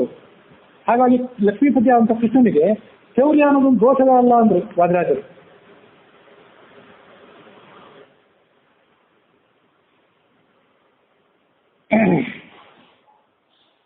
ಅವನು ಯಾಕೆ ಹಾಲನ್ನು ಕದಿತಾ ಇದ್ದ, ಮೊಸರನ್ನು ಕದಿತಾ ಇದ್ದ? ಮತ್ತೊಂದು ಪ್ರೇಕ್ಷೆಗೆ ವಾದರಾಜರಿಗೆ ಏನಂದ್ರೆ, ಅವನು ಕದಿಯುವ ವಿದ್ಯೆಯಲ್ಲಿ ಬಹಳ ನಿಪುಣ ನಾನು ಅಂತ ತೋರಿಸ್ಕೊಳ್ತಿದ್ದ. ಏನನ್ನು ಕದಿಯೋದು? ಪಾಪವನ್ನು ಕದಿಯೋದು. ಭಕ್ತರ ಪಾಪಗಳನ್ನ, ಭಕ್ತರ ಸಂಕಷ್ಟಗಳನ್ನು ಕದಿಯುವ ವಿದ್ಯೆಯಲ್ಲಿ ನಾನು ಬಹಳ ನಿಪುಣ, ಆ ಮೂಲಕ ನಿಮ್ಮನ್ನು ನಾನು ಉದ್ಧಾರ ಮಾಡ್ತೇನೆ. ಹೀಗೆ ತೋರಿಸುವ ಸಲುವಾಗಿ ಅವನು ಆ ಬೆಣ್ಣೆ, ಹಾಲು, ಮೊಸರು ಇತ್ಯಾದಿಗಳನ್ನು ಕದಿಯುತ್ತಿದ್ದ. ಬೆಣ್ಣೆ ಮಡಕೆಯಲ್ಲಿ ಒಂದ್ಸರಿ ಕೈ ಇಟ್ಟಿದ್ದ ಕೃಷ್ಣ. ಒಬ್ಬ ಗೋಪಿ ಸಿಟ್ಟುವಂತ ಅವಳಿಗೆ, ಬೆಣ್ಣೆ ಮಡಕೆಯಲ್ಲಿ ಯಾಕೆ ಕೈಯನ್ನಿಟ್ಟೆ ಕೇಳಿಲ್ಲ ಅವಳು. ಅದನ್ಯಾಕೆ ಕದಿತಾ ಇದ್ದೆ ಅಂತ ಕೇಳಿದ್ಲು. ಅವನಂದ, ನಿನ್ನ ಎದೆನ ಒಂದ್ಸರಿ ನೋಡ್ಕೋ, ಎಷ್ಟು ಕಠಿಣವಾಗಿದೆ ನಿನ್ನ ಎದೆ, ವಜ್ರದಂತೆ ಕಲ್ಲಿನಂತೆ ಕಠಿಣವಾಗಿದೆ ನಿನ್ನೆದೆ. ಅಂಥ ಕಠಿಣವಾದಂಥ ನಿನ್ನ ಮನದೊಳಗೆ, ಅಂದ್ರೆ ಎದೆಯೊಳಗೆ, ಮನದೊಳಗೆ, ನಿನ್ನ ಮನೆಯೊಳಗೆ ಮೃದುವಾದಂತಹ ಈ ಬೆಣ್ಣೆಗೆ ಸ್ಥಾನವಿಲ್ಲ. ಹಾಗಾಗಿ ನಾನು ಈ ಬೆಣ್ಣೆಯನ್ನು ಕದಿತಾ ಇದ್ದೇನೆ ಅಂತ ಹೇಳಿ ಅವಳ ಬಾಯನ್ನು ಮುಚ್ಚಿದ ಕೃಷ್ಣ. ಅಂತ ಕೃಷ್ಣನ ಕಾಪಾಡಲಿ ಅಂತ ವಾದರಾಜರು ಅಲ್ಲಿ ವರ್ಣನೆ ಮಾಡ್ತಾರೆ.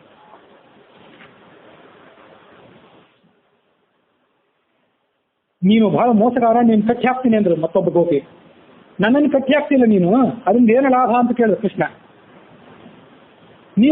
ನಿನ್ನನ್ನು ಕಟ್ಟಿ ಹಾಕಿದ್ರೆ ನೀನು ನಿಂತ ಜಾಗದಲ್ಲೇ ನಿಂತಿರ್ತಿ, ನಿನಗೆ ಹಾಲನ್ನ ಮೊಸರನ್ನ ಕದೀಲಿಕ್ಕೆ ಆಗೋದಿಲ್ಲ, ಹಾಗಾಗಿ ಅವೆಲ್ಲ ಸುರಕ್ಷಿತವಾಗಿರ್ತವೆ, ನಾನು ಕಟ್ಟಿ ಹಾಕ್ತೀನಿ ಅಂತ. ಆಗ ಅವನಂದ, ಹೌದು ನನ್ನನ್ನು ಕಟ್ಟಿ ಹಾಕ್ಬೇಕು ಅಂತ ನೀನು ಪ್ರಯತ್ನ ಪಡ್ತಿ, ಆದ್ರೆ ನಾನು ಬೇರೆ ಬೇರೆ ರೂಪಗಳಿಂದ ಬಂದ್ರೆ, ಬೇರೆ ಕಡೆಯಿಂದ ಬಂದ್ರೆ, ನನ್ನ ಸ್ನೇಹಿತರು ಬಂದ್ರೆ ಅದನ್ನ ನೀನು ಹೇಗೆ ತಡ್ಕೊಳ್ತಿ? ನನ್ನನ್ನು ಕಟ್ಟಿ ಹಾಕ್ಬೇಕು ಅಂತ ಪ್ರಯತ್ನ ಪಡ್ತಿ, ಕಟ್ಟಿ ಹಾಕಿ ನೋಡೋಣ ಅಂತ ಅವಳಿಗೆ ಆತ ಸವಾಲು ಹಾಕಿದ. ಅವರೆಲ್ಲ ಹೀಗೆ ಹಾಲು, ಮೊಸರು, ಬೆಣ್ಣೆ ಇತ್ಯಾದಿಗಳನ್ನು ಅಪಹಾರ ಮಾಡ್ತಿದ್ದ ಕೃಷ್ಣ. ಅದನ್ನ ಅವರು ಎಷ್ಟೋ ಜನ ಸಿಟ್ಟಿನಿಂದ ಕೃಷ್ಣನ ಕಡೆ ಬಂದು, ಅವ್ರ ತಾಯಿ ಕಡೆ ಬಂದು ಅದ್ರ ಬಗ್ಗೆ ದೂರ ಹೇಳಿದ್ರು. ಆ ದೂರ ಹೇಳಿ ಎಷ್ಟೋ ಶಬ್ದಗಳು, ಎಷ್ಟೋ ಹಾಡುಗಳಿವೆ. ಭಗವಂತರ ದಾಸರು ರಚನೆ ಮಾಡಿದಂಥ ಹಾಡುಗಳಿವೆ, ಭಾಗವತದಲ್ಲಿ ಕೂಡ ಅದರ ಹಾಡುಗಳಿವೆ. ಅದೆಲ್ಲವನ್ನು ನಾವು ಗಮನಿಸಿದ್ರೆ ಅದು ನಿಜವಾಗ್ಲೂ ದೂರ, ಅಥವಾ ಅವರು ತಮ್ಮ ಮನೆಯಲ್ಲಿ ಕೃಷ್ಣ ಮಾಡಿದಂತಹ ಲೀಲೆಗಳನ್ನ ಈ ಯಶೋಧಾದೇವಿಗೆ ತಿಳಿಸಲಿಕ್ಕೋಸ್ಕರ ಸಂಭ್ರಮದಿಂದ ಓಡೋಡಿ ಬಂದರು ಅಂತ ಅನಿಸ್ತದೆ. ಯಾಕೆಂದ್ರೆ ಅವ್ರು ಯಾರು ಅಜ್ಞಾನಿಗಳಲ್ಲ. ನಾವು ಕಳ್ಕೊಂಡು ದುಃಖ ಪಟ್ಕೊಂಡು ಯಶೋಧಿ ಕಂಪ್ಲೇಂಟ್ ಮಾಡ್ಲಿಕ್ಕೆ ಬಂದವರಲ್ಲ ಅವರು. ಬರೇ ಹಾಲು ಮೊಸರು ಕದ್ದ ಅಂತ ಇಷ್ಟೇ ಕಥೆಗಳು ಬರ್ತಾ ಇದೆ. ಆ ಗೋಪಿಕಾಸ್ತ್ರೀಯನ್ನು ಛೇಡಿಸಿದ, ಅವ್ರಿಗೆ ಚೇಷ್ಟೆ ಮಾಡಿದ ಅಂತ ಹಾಡುಗಳಿವೆ. ಕೆಲವು ದಾಸರ ಪದಗಳೆಲ್ಲ ಅದೆಲ್ಲ ಬಹಳ ಮುಕ್ತವಾಗಿದೆ, ಅದನ್ನ ಕೆಲವನ್ನ ಇಲ್ಲಿ ಹೇಳಲಿಕ್ಕಾಗೋದಿಲ್ಲ. ಗೋಪಿ ಕೇಳಿ ನಿನ್ನ ಮಗ ಜಾರ, ಇವ ಚೋರ ಅಂತ ಅವ್ರು ಬಂದು ದೂರ ಹೇಳಿದ್ರು ಅಂತ ಕಾಣಿಸ್ತದೆ. ಇವ ಜಾರ, ಹೌದು ಇವ ವ್ಯಭಿಚಾರಿ ಅಂತ ಹೇಳಿದ್ರು ಅವರು, ಇವ ಚೋರ ಅಂತ ಹೇಳಿದ್ರು. ಆದ್ರೆ ಆ ದಾಸರ ಹಾಡುಗಳನ್ನ ನಾವು ಮತ್ತೆ ಗಮನಿಸಿದ್ರೆ ಅವ್ರು ಹೇಳಲಿಕ್ಕೆ ಬಂದದ್ದು ದೂರ ಅಲ್ಲ, ಅವ್ರು ಹೇಳಲಿಕ್ಕೆ ಬಂದಿದ್ದು ಅವ್ನ ಗುಣಗಾನ. ಯಾಕೆಂದ್ರೆ ಮುಂದೆ ಸುಕುಮಾರ ಅಂತ ಒಂದನೇ ಇದೆ. ಇವ ನಿನ್ನ ಮಗ ಜಾರ, ಇವ ಚೋರ, ಇವ ಸುಕುಮಾರ. ಅವ್ರು ದೂರ ಕೊಡ್ಲಿಕ್ಕೆ ಬಂದಿದ್ರು ಸುಕುಮಾರ ಅಂತ ಇವನು ಸೌಂದರ್ಯ ಯಾಕೆ ವರ್ಣನೆ ಮಾಡ್ತಿದ್ರು ಅವರು. ಗೋಪಿ, ನೀನು ಬರೇ ತಾಯಿಯಾಗಿ ಅವನ ಲೀಲೆಗಳನ್ನು ನೋಡಿದ್ದೆ, ನಾವು ಅವನ ಪ್ರೇಯಸಿಯರಾಗಿ ಅವನ ಜೊತೆ ಸಹವಾಸ ಮಾಡಿದ್ದೇವೆ, ಆ ಆನಂದವನ್ನು ನಾವು ಪಡೆದಿದ್ದೇವೆ, ಆ ಆನಂದ ನಿನಗೆ ಸಿಗಲಿಲ್ಲ, ಅದನ್ನು ನೋಡ್ಬಾ ಅಂತ ಅವ್ರು ಹೇಳಲಿಕ್ಕೆ ಬಂದರು. ಹೀಗೆ ಅನೇಕ ರೀತಿಯಾದಂತಹ ದೂರಗಳನ್ನು ಅವರೆಲ್ಲ ಯಶೋಧಿ ಅಂತ ಹೇಳಲಿಕ್ಕೆ ಬಂದರು. ಅವರೆಲ್ಲ ಏನ್ ಮಾಡಿದ್ರು, 10-15 ಜನ ಗೋಪಿಕಾಸ್ತ್ರೀಯರು ತಮ್ಮ ಮನೆಗಳಲ್ಲಿ ತಮ್ಮ ಕೈಗೆ ಸಿಕ್ಕಿಬಿದ್ದಂತಹ ಕೃಷ್ಣನನ್ನ ಕಂಕಳಲ್ಲಿ ಇಟ್ಕೊಂಡು ಬಂದರು ಯಶೋಧಾದೇವಿ ಹತ್ರ. ನಿಮ್ಮ ತಾಯಿ ಕೊಟ್ಟು ಬಿಡ್ತೀನಿ, ನಿಮ್ಮ ತಾಯಿ ನಿನ್ನ ಹೊಡಿತಾಳೆ ತಡಿ ಅಂತ ಹೇಳಿ ಎಲ್ಲರೂ ಕರ್ಕೊಂಡು ಯಶೋಧೆ ಹತ್ರ ಬಂದರು. ಯಶೋಧೆ, ನೋಡ್ಬಾ ನಿನ್ನ ಮಗ ಇಂಥ ದುಷ್ಕೃತ್ಯ ಮಾಡಿದ್ದಾನೆ, ನಮ್ಮ ಮನೆಯಲ್ಲಿ ತುಂಟತನ ಮಾಡಿದ್ದಾನೆ, ಕರ್ಕೊಂಡು ಬಂದಿದ್ದೇವೆ, ನೀನೇ ಏನು ಶಿಕ್ಷೆ ಕೊಡ್ತೀವಿ ಕೊಡು ಅಂತ ಹೇಳಬೇಕು ಅಂತ ಬಂದರು. ಹೇಳಿದ್ರು. ಅಲ್ಲಿ ನೋಡ್ತಾರೆ ಯಶೋಧೆ ಕಂಕುಳಲ್ಲಿ ಕೂಡ ಒಬ್ಬ ಕೃಷ್ಣ ಅಲ್ಲಿದ್ದು ನೋಡಿ ಅವ್ರಿಗೆ ಆಶ್ಚರ್ಯ ಆಯ್ತು. ತಮ್ಮ ಕಂಕುಳಲ್ಲಿ ನೋಡ್ತಾರೆ ಕೃಷ್ಣನೇ ಇಲ್ಲ. ಹೀಗೆ ಕೃಷ್ಣ ತನ್ನ ವ್ಯಾಪ್ತವಾದಂತಹ ಸ್ವರೂಪವನ್ನು ಅವರೆಲ್ಲರಿಗೂ ತೋರಿಸಿ ಆ ಗೋಪ ಸ್ತ್ರೀಯರಿಗೂ ಮತ್ತು ಯಶೋದೇವಿಯು ತನ್ನ ವ್ಯಾಪ್ತವಾದಂತಹ ಸ್ವರೂಪವನ್ನು ತೋರಿಸಿ ಅವರನ್ನ ವಿಮೂಢನನ್ನಾಗಿ ಮಾಡಿದ. ಯಶೋದೆ, ನಿನ್ನ ಮಗ ಕೋಲಿನಿಂದ ಹಾಲಿನ ಮೊಸರಿನ ಮಡಿಕೆಗಳನ್ನೆಲ್ಲ ಒಡೆದು ಬಿಸಾಕಿ ಅದನ್ನೆಲ್ಲ ಅಪಹಾರ ಮಾಡಿದ. ನಮ್ಗೆ ಯಾರಿಗೂ ಕೋಪ ಬರಲಿಲ್ಲ. ಯಾಕೆಂದ್ರೆ ನಾವು ಹಾಲು ಮೊಸರಿನ ಕಡೆ ನೋಡ್ತಾ ಇರಲಿಲ್ಲ. ನಾವು ನೋಡ್ತಿದ್ದ ಮುಖವನ್ನು, ಮುದ್ದು ಮುಖವನ್ನು. ಆ ಮುದ್ದು ಮುಖವನ್ನು ನೋಡ್ತಿದ್ದಾಗ ಅವನು ಹಲ್ಲುಗಳ ಕಾಂತಿ ಮತ್ತು ಅವನ ಕಟಾಕ್ಷದ ಕಾಂತಿ ಏನಿತ್ತಲ್ಲ, ಅದು ನಮ್ಮನ್ನ ವಿಮೂಢವನ್ನಾಗಿಸಿತ್ತು. ಹಾಗಾಗಿ ಹಾಲು ಮೊಸರು ಚೆಲ್ಲಿ ಹೋದದ್ದೇ ನಮ್ಗೆ ಗಮನಕ್ಕೆ ಬರಲಿಲ್ಲ ಅಂತ ಅವ್ರು ದೂರು ಕೊಟ್ಟರು. ಇದು ದೂರ ಅಥವಾ ಅವನು ಗುಣಗಾನವೋ ನಾವು ತೀರ್ಮಾನ ಮಾಡಬೇಕು. ಅವನು ಹಾಲು ಕುಡಿತಾನೆ, ಮನೆಗೆ ಬಂದ ಅಂದ್ರೆ ಹಾಲು ತೆಗಿಲಿಕ್ಕೆ ಬಂದ, ಮೊಸರು ತೆಗಿಲಿಕ್ಕೆ ಬಂದ ಅಂತ ಗೊತ್ತಾಗ್ತದೆ ಯಶೋದೆ ನಮಗೆ. ಕೋಲ್ ತಗೊಂಡು ಹೋಗ್ತೇವೆ ನಾವು. ಅವನಿಗೆ ಇನ್ನೇನು ಹೊಡೆದು ಬಿಡ್ಬೇಕು ಅಂತ ಹೋಗ್ತೀವಿ. ಅವನ ಮುಗ್ಧ ಮುಖವನ್ನು ನೋಡಿದ ಕೂಡಲೇ ಅವನನ್ನು ಹೊಡಿಬೇಕು ಅನ್ನೋ ವಿಷಯವೇ ನಾವು ಮರೆತು ಹೋಗ್ತೇವೆ ಅಂತ ಅವ್ರು ಬಂದು ದೂರ ಹೇಳಿ. ನಾವು ಅಂತೀವಿ ಕೆಲವು ಸರಿ, ಕೃಷ್ಣ ನೀನು ಇಂಥ ಕೆಲಸ ಮಾಡೋದಾದ್ರೆ ನೀನು ನಿಮ್ಮ ಅಪ್ಪನಿಗೆ ಹುಟ್ಟಿದ ಮಗ ಅಲ್ಲ. ನಾವು ಜಗತ್ತಿನ ಕೆಲವು ಸರಿ ಬದಲಿಸ್ತೀವಿ. ಎಂಥವನು ನೀನು, ಎಂಥ ಅಪ್ಪನಿಗೆ ಎಂಥ ಮಗ ಹುಟ್ಟಿವಿ, ಅಂಥ ಶ್ರೇಷ್ಠ ಅಪ್ಪನಿಗೆ, ಅಂಥ ಸದಾಚಾರವಂತನಂಥ ಮರ್ಯಾದಂಥ ಅಪ್ಪನಿಗೆ ಇಂಥ ಮೂರ್ಖ ಮಗ ಹುಟ್ಟಿದಿಲ್ಲ ಅಂತ ನಾವು ಯಾರು ಜಗತ್ತಿನಲ್ಲಿ ಬೈತೇವಲ್ಲ. ಹಾಗೆ ಆ ಗೋಪಸ್ತ್ರೀಯರು ಆ ಭಗವಂತನ ಬೈಬೇಕು ಅಂತ ಹೋದ್ರು ಕೆಲವರು. ಎಂಥ ಮಗ ನೀನು, ನಂದಗೋಪನ ಮಗನೇ ಅಲ್ಲ ನೀನು, ನಂದಗೋಪನಿಗೆ ತಕ್ಕ ಮಗನೇ ಅಲ್ಲ ಅಂತ ಬೈಬೇಕು ಅಂತ ಹೋದ್ರೆ ಅವನು ಮತ್ತಷ್ಟು ತೊಂದರೆ ಕೊಡ್ತಾನೆ, ಮತ್ತಷ್ಟು ಶ್ರೇಷ್ಠ ಮಾಡ್ತಾನೆ. ಯಾಕೆಂದ್ರೆ ಹೌದು ನಾನು ನಂದಗೋಪನ ಮಗನೇ ಅಲ್ಲ ಅಂತಾನು. ನಂದಗೋಪನಿಗೂ ನಾನು ಸಾಕು ಮಗ, ವಸುದೇವ ಏನಾದ್ರು ನಾನು ಹಡೆದ ಮಗ ಅಂತ ತಿಳ್ಕೊಂಡ್ರೆ ಅವನಿಗೂ ನಾನು ಹಡೆದ ಮಗ ಅಲ್ಲ ಅಂತ ಆ ಲೀಲೆಗಳನ್ನ ತನ್ನ ಸ್ವರೂಪವನ್ನು ಅವನು ತೋರಿಸ್ತಾನೆ. ಕೃಷ್ಣ ಮೊಸರು ಕಡಿಬೇಡ, ಬೆಣ್ಣೆ ಕದಿಬೇಡ, ತುಪ್ಪ ಕದಿಬೇಡ, ಅದನ್ನೆಲ್ಲ ದೇವರಿಗೆ ಅರ್ಪಣೆ ಮಾಡಬೇಕಾಗಿದೆ. ನಾಳೆ ಉತ್ಸವ ಇದೆ ಅಂತ ನಾವು ಹೇಳಿದ್ರೆ ಯಾವ ದೇವರು, ನನ್ನನ್ನು ಬಿಟ್ಟು ಯಾವ ದೇವರು ಅಂತ ನಿನ್ನ ಮಗ, ನಿನ್ನ ಮಗನಿಗೆ ದೇವ್ರ ಬಗ್ಗೆ ಭಕ್ತಿ ಇಲ್ವಲ್ಲೇ ಅಂತ ಅವ್ರು ಬಂದು ಯಶೋದೆಗೆ ದೂರ ಹೇಳಿದ್ರು. ಹೌದು, ದೇವ್ರ ಬಗ್ಗೆ ಭಕ್ತಿ ಇರಬೇಕಾದ್ರು ನಮಗೆ, ಅವನು ಯಾಕೆ ದೇವ್ರ ಬಗ್ಗೆ ಭಕ್ತಿ ಇರಬೇಕು? ತಾನೇ ದೇವರಾದವನಿಗೆ ತನ್ನ ಬಗ್ಗೆ ತನಗೆ ಯಾಕೆ ಭಕ್ತಿ ಇರಬೇಕು? ಮನೆಯಲ್ಲಿ ಇವನು ಬೆಣ್ಣೆ, ಹಾಲು, ಮೊಸರು ಎಲ್ಲ ಕದ್ದು ತಿಂದು ಬಿಡ್ತಾನಲ್ಲ, ಇವನು ತೃಪ್ತಿಯೇ ಇಲ್ವಲ್ಲ. ಇವನು ಹೊಟ್ಟೆಯಲ್ಲಿ ಏನಾದರೂ ಭೂತಗಳಿವೆ ಅಥವಾ ಇವನೇ ಭೂತವೇ? ಹೌದೌದು, ಅವನೇ ಭೂತ. ಅಸ್ಯ ಮಹತ್ವಭೂತಸ್ಯ ನಿಶ್ವಸಿತ ಮೇತತ್ವ ಅಂತ ಹೇಳಿ ಭಗವಂತನನ್ನು ವರ್ಣನೆ ಮಾಡ್ತಾವೆ ವೇದಗಳು. ಈ ಭಗವಂತ ಏನಂತಾನೆ ದೊಡ್ಡ ಭೂತ ಅಂತ. ನಾವೆಲ್ಲರೂ ಸಣ್ಣ ಸಣ್ಣ ಭೂತಗಳು, ನಾವು ಪಂಚಮಹಾಭೂತಗಳಿಂದ ಭೂತಗಳು, ಸಣ್ಣ ಭೂತಗಳು ನಾವು. ನಮ್ಮ ಶಕ್ತಿಯು ಸೀಮಿತವಾದದ್ದು. ಅಸ್ಯ ಮಹತ್ವಭೂತಸ್ಯ, ಈ ಮಹಾಭೂತ ಎನಿಸಿಕೊಂಡಿರ್ತಕ್ಕಂಥ ಭಗವಂತನ ಶ್ವಾಸೋಚ್ಛ್ವಾಸ ರೂಪವಾಗಿ ಋಗಾದಿ ವೇದಗಳು ಅಂತ ಅಸ್ಯ ಭೂತಸ್ಯ ನಿಶ್ವಸಿತ ಮೇತತ್ ಎತ್ತು ಋಗ ಯಜು ಸಾಮ ವೇದ ಅಂತ ಆ ಭಗವಂತನ ವ್ಯಾಪಾರವನ್ನು ವರ್ಣನೆ ಮಾಡ್ತಾರೆ ಶಾಸ್ತ್ರಗಳು. ಹಾಗಾಗಿ ಅವನು ಭೂತನೇ ಹೌದು, ಆಚಾರ್ಯ ವಾದಿರಾಜರು ಹೇಳ್ತಾರೆ. ಕೆಲವು ಸರಿ ಅವನು ನಮ್ಮ ಕೊಟ್ಟಿಗೆಗಳಿಗೆ ಹೋಗ್ತಾನೆ, ಅಲ್ಲಿರುವಂಥ ಕರುಗಳನ್ನೆಲ್ಲ ಬಿಚ್ಚಿ ಬಿಡ್ತಾನೆ. ಅವು ಎಲ್ಲ ಹಾಲು ಕುಡಿದು ಖಾಲಿ ಮಾಡಿಬಿಡ್ತಾವೆ. ನಾಳೆಗೆ ಹಾಲಿಲ್ಲ, ಮೊಸರಿಲ್ಲ, ಮಜ್ಜಿಗೆ ಇಲ್ಲ, ತುಪ್ಪ ಇಲ್ಲ. ಹೀಗ್ಯಾಕೆ ಮಾಡ್ತೀವಿ ಕೃಷ್ಣ? ಆ ಕರುಗಳನ್ನ ಯಾಕೆ ಕಟ್ತೀವಿ ಅಂತ ಬಿಚ್ಚಾಕ್ತೀವಿ ಅಂದ್ರೆ, ಕಟ್ಟಿದವ್ರನ್ನೆಲ್ಲ ಬಿಚ್ಚಾಕೋದೇ ನನ್ನ ಸ್ವಭಾವ ಅಂತಾನೆ. ಸಂಸಾರದಲ್ಲಿ ಬಂಧಿತರಾದವ್ರನ್ನ ಬಿಚ್ಚಾಕೋದೇ ನನ್ನ ಸ್ವಭಾವ ಅಂತಾನೆ. ನನ್ನ ಸ್ವಭಾವಕ್ಕೆ ಅನುಸಾರವಾಗಿ ನಾನು ನಡ್ಕೊಂಡಿದ್ದೇನೆ ಅಂತ ನಾವು ಇಂಥವ್ನಿಗೆ ಏನು ಹೇಳೋದು ಗೋಪಿ? ಈ ಮರದ ವರಳನ್ನು ಎಲ್ಲಿಗೆ ಹೋಯ್ತೀಯೋ ಕೃಷ್ಣ ಅಂತ ಕೇಳಿದ್ರೆ, ಹಾಲಿನ ಪಾತ್ರೆ ಕೆಳಗಿಡ್ತೇನೆ, ಹಾಲಿನ ಪಾತ್ರೆ ಕೆಳಗಿಟ್ಟು ಅಲ್ಲಿ ಹಾಲನ್ನು ಇಟ್ಟದನ್ನು ತಗೋತೇನೆ. ಅದರಿಂದ ಏನು ಪ್ರಯೋಜನ ಅಂತ ಕೇಳಿದ್ರೆ, ಈ ವರಳು ಕೂಡ ನಿನ್ನಂತೆ ಇದೆ, ನಿನ್ನ ಶರೀರದಂತೆ ಇದೆ. ಇದು ನಿನ್ನ ಸ್ವಂತ ಹೇಗೆ ಸಣ್ಣದಾಗಿದೆಯೋ ಹಾಗೆ ಈ ವರಳು ಕೂಡ ಇದೆ. ನಿನ್ನಂತೆ ಇರೋದ್ರಿಂದ ಇದ್ರ ಬಗ್ಗೆ ನನಗೆ ಮೋಹ ಹೆಚ್ಚು ಅಂತ ನಮ್ಮ ಬಾಯಿ ಮುಚ್ಚಿಸ್ತಾನೆ ನಿನ್ನ ಮಗ. ಆ ವರಳಿಗೆ ಅವನನ್ನು ಕಟ್ಟಿ ಹಾಕಿಬಿಟ್ರೆ ಆ ವರಳಿಗೆ ಎಲ್ಲ ಜಡ್ಕೊಂಡು ಹೋಗ್ಬಿಡ್ತಾನೆ. ಇನ್ನು ನಾವೇನಾದ್ರು ನನ್ನ ಕಂಬಕ್ಕೆ ಏನಾದ್ರು ಕಟ್ಟಿ ಹಾಕಿದ್ರೆ, ಮನೆ ಗೋಡೆ ಕಟ್ಟಿ ಹಾಕಿದ್ರೆ ನಮ್ಮ ಮನೆಯನ್ನೇ ಬೀಳಿಸಲಾರನೇ ಇವ, ಎಂಥ ಮನೆ ಮುರುಕ ಇವ ಅಂತ ಅವ್ರು ಬಂದು ದೂರ ಹೇಳಿದ್ರು ಕೃಷ್ಣನಿಗೆ. ನಿನ್ನ ಚಂಚಲ ನೇತ್ರವಾದಂಥ ಕಮಲಾಕ್ಷಣವಾದಂಥ ನಿನ್ನ ಮಗಳನ್ನು ಬೈಯಬೇಕು ಅಂತ ಹೋದ್ರೆ ಬಾಯಿಂದ ಬೈಗಳೇ ಬರೋದಿಲ್ಲ ನಮಗೆ. ಹೊಡಿಬೇಕು ಅಂತ ಹೋದ್ರೆ ಕಟ್ಟಿಗೆ ತೊಗೊಂಡು ಹೋಗಿರ್ತೀವಿ, ದೊಣ್ಣೆ ತೊಗೊಂಡು ಹೋಗಿರ್ತೀವಿ, ಹೊಡಿಬೇಕು ಅಂದ್ರೆ ಕೈಯೇ ಹೇಳೋದಿಲ್ಲ. ನಿನ್ನ ಮಗ ನಿಜವಾಗ್ಲೂ ಜಗನ್ಯಾಂತನೇ ಆಗಿರ್ಬೇಕು. ನಮ್ಮೆಲ್ಲರನ್ನ ಆತ ಮಂತ್ರಮುಗ್ಧನನ್ನಾಗಿ ಮಾಡ್ತಾನಲ್ಲ, ಅವನ ಶಕ್ತಿ ಅಂತದೇ ಯಶೋದೆ. ಕತ್ತಲೆಯಲ್ಲೂ ಅವನಿಗೆ ಎಲ್ಲಿ ಹಾಲಿದೆ ಎಲ್ಲಿ ಮೊಸರಿದೆ ಅಂತ ತಿಳಿತದಲ್ಲ. ಅವನ ಕಣ್ಣಿನಲ್ಲಿ ಏನೇನು ಸೂರ್ಯಚಂದ್ರರಿದ್ದಾರೆ ಅಂತ ಅವರೆಂದರು. ಹೌದು, ನಿಜವಾಗ್ಲೂ ಅವನ ಸೂರ್ಯಚಂದ್ರರೇ ಅವನ ಕಣ್ಣಿನಲ್ಲಿದ್ದಾರೆ. ವಾದಿರಾಜರು ಹೇಳ್ತಾರೆ. ನಾವು ಹಾಲು ಮೊಸರು ಇರುವಂತಹ ಕೋಣೆಗಳನ್ನ ಸುಭದ್ರವಾಗಿ ಕೀಲಿ ಹಾಕಿದ್ರು ಕೂಡ ಅದನ್ನೆಲ್ಲ ತಿಳ್ಕೊಂಡು ಅವನು ಬರ್ತಾನೆ ಆ ಕೀಲಿ ಎಲ್ಲ ತಿಳ್ಕೊಂಡು ಬಿಡ್ತೇವೆ. ಹೇಗೆ ಸಾಧ್ಯ ಆಗ್ತಿದೆಯಲ್ಲ? ಅಂದ್ರೆ ವಾದಿರಾಜರು ಹೇಳ್ತಾರೆ, ಅವನು ಹುಟ್ಟುತ್ತಾನೆ ಆ ಸೆರೆಮನೆಯ ಕೀಲಿ ಕೈಗಳೆಲ್ಲ ತಾವಾಗೇ ತೆರೆಕೊಂಡು ಅವನಿಗೆ ಸಕಲ ವಿಧಾಂತ ಅನುಕೂಲಗಳನ್ನು ಮಾಡಿಕೊಟ್ಟರು. ನಂದನ ಮನೆಯ ಬಾಗಿಲು ತಾನಾಗಿ ಅವನಿಗೆ ತೆರೆಯಿತು, ನಂದನ ಹೃದಯದ ಬಾಗಿಲು ಯಶೋದೆಯ ಹೃದಯ ಬಾಗಿಲು ಕೂಡ ಅವನಿಗೆ ತೆರೆಯಿತು. ಹಾಗಿರುವಾಗ ಹಾಲು ಮೊಸಗಳಿನ ತಂತ ಉಗ್ರಾಣದ ಒಂದು ಕೊಠಡಿ ಅವನಿಗಾಗಿ ಸಿಗೋದೇನು ಆಶ್ಚರ್ಯ ಇದೆ. ಹೀಗೆ ಅನೇಕ ರೀತಿಯಾದಂತಹ ಮಾತುಗಳನ್ನ ಹೇಳಿ ಅವರು ಇನ್ನೇನು ಹೇಳಬೇಕು ಅಂತ ತಿಳಿಯದೆ ಯಶೋದೆ ಮುಂದೆ ನಿಂತುಬಿಟ್ರು. ಗೋಪಿಯರು ಅವನ ಮೇಲೆ ಚೋರತ್ವವನ್ನು ಆಪಾದನೆ ಮಾಡಿದರು. ಅವನು ಚೋರ ಅಲ್ಲ, ಜಗತ್ತೆಲ್ಲವೂ ಅವನದೇ ಅಂತ ಆದ್ಮೇಲೆ ಅವನು ಚೋರ ಅಲ್ಲ, ಅವನು ಜಾರ ಅನ್ನೋದಕ್ಕೂ ಅರ್ಥವಿಲ್ಲ. ಕಾಮ ಪ್ರೇಮ ಇತ್ಯಾದಿಗಳು ಅವನಲ್ಲಿಲ್ಲ, ಅವನಿಗಾಗಿಯೇ ಅಸ್ತ್ರೀಯರು ಹುಟ್ಟಿ ಬಂದವರು, ಹಾಗಾಗಿ ಅವನು ಜಾರ ಅನ್ನೋದಕ್ಕೂ ಅರ್ಥ ಇಲ್ಲ. ಏನು ವ್ಯಭಿಚಾರ ಅಂದ್ರೆ? ವ್ಯಭಿಚಾರ ಅನ್ನೋದು ಅರ್ಥವೇ ಇಲ್ಲ. ವ್ಯಭಿಚಾರ ಅನ್ನೋ ಶಬ್ದಕ್ಕೆ ಸಂಸ್ಕೃತದಲ್ಲಿ ಏನು ಅರ್ಥ ಇದೆ ಅದನ್ನು ಸ್ವಲ್ಪ ಸೂಕ್ಷ್ಮ ಗಮನಿಸಿದರೆ ಭಗವಂತ ವ್ಯಭಿಚಾರಿಯೇ ಅಲ್ಲ, ಅವನು ಜಾರನೇ ಅಲ್ಲ ಅಂತ ನಮಗೆ ತಿಳಿಯುತ್ತದೆ. ವ್ಯಭಿಚಾರ ಅಂದ್ರೆ ಏನು ಅಂದ್ರೆ ತಪ್ಪಿ ನಡೆಯೋದು ಅಂತ ಅರ್ಥ. ಒಂದು ಉದಾಹರಣೆ ಹೇಳಬೇಕು. ಹೊಗೆ ಇದ್ದಲ್ಲೆಲ್ಲ ಬೆಂಕಿ ಇದೆ, ಎತ್ತರ ಎತ್ತರ ಧೂಮ ತತ್ರ ತತ್ರ ಅಗ್ನಿ ಅಂತ ನ್ಯಾಯಶಾಸ್ತ್ರದಲ್ಲಿ ಒಂದು ವ್ಯಾಪ್ತಿಯ ನಿಯಮ ಇದೆ. ಎಲ್ಲೆಲ್ಲಿ ಹೊಗೆ ಇರ್ತದೋ ಅಲ್ಲೆಲ್ಲ ಅಗ್ನಿ ಇರ್ತದೆ. ಹೊಗೆ ಇದ್ದಲ್ಲೆಲ್ಲ ತಪ್ಪದೇ ಅಗ್ನಿ ಇರೋದ್ರಿಂದ ಅವಕ್ಕೆ ವ್ಯಭಿಚಾರ ಇಲ್ಲ. ಆ ಎರಡು ವಸ್ತುಗಳಿಗೆ ವ್ಯಭಿಚಾರ ಇಲ್ಲ. ಯಾವುದಾದ್ರೂ ಎರಡು ಕಾರ್ಯಕಾರಣಗಳ ನಡುವೆ ಇಂತಹ ನಿರ್ದಿಷ್ಟವಾದಂತಹ ಸಂಬಂಧ ಇದ್ರೆ ಅದಕ್ಕೆ ವ್ಯಭಿಚಾರ ಇಲ್ಲ ಅಂತ ಕರೀತಾರೆ. ಒಂದು ವೇಳೆ ಬೇರೆ ಕೆಲವು ಸಂದರ್ಭಗಳಲ್ಲಿ ಬೆಂಕಿ ಇದ್ದಲ್ಲೆಲ್ಲ ಹೊಗೆ ಇದೆಯಾ ಅಂತ ನೋಡ್ಲಿಕ್ಕೆ ಹೋದ್ರೆ ಅಲ್ಲಿ ಇಲ್ಲ ಅದು. ಯಾಕೆಂದ್ರೆ ಬೆಂಕಿ ಕೆಲವು ಕಡೆ ಕಾಯಿಸಿದಂಥ ಬೆಂಕಿ ಇದರಲ್ಲಿ ಇರ್ತದೆ, ಕಬ್ಬಿಣವನ್ನ ಸುವರ್ಣವನ್ನ ಬಂಗಾರವನ್ನು ನೀವು ಕಾಯಿಸಿದ್ರೆ ಅಲ್ಲಿ ಬೆಂಕಿ ಇದೆ, ಅಲ್ಲಿ ಹೊಗೆ ಇಲ್ಲ, ಅಲ್ಲಿ ವ್ಯಭಿಚಾರ ಬಂತು. ಅದು ನ್ಯಾಯಶಾಸ್ತ್ರದ ಪ್ರಮೇಯವನ್ನು ಕೂಡ ಸೂಕ್ಷ್ಮ ಸ್ವಲ್ಪ ನೋಡಿ ಅಂತ ಹೇಳಿದೆ ಅಷ್ಟೇ ನಾನು. ಹೊಗೆ ಇದ್ದಲ್ಲೆಲ್ಲ ಬೆಂಕಿ ಇದೆ, ಅಲ್ಲಿ ಬೆಂಕಿ ಇದ್ದಲ್ಲೆಲ್ಲ ಹೊಗೆ ಇಲ್ಲ. ಹೊಗೆಗೆ ವ್ಯಭಿಚಾರ ಇಲ್ಲ, ಬೆಂಕಿಗೆ ವ್ಯಭಿಚಾರ ಇದೆ. ವ್ಯಭಿಚಾರ ಅಂದ್ರೆ ತಪ್ಪಿ ನಡೆಯೋದು ಅಂತ ಅರ್ಥ.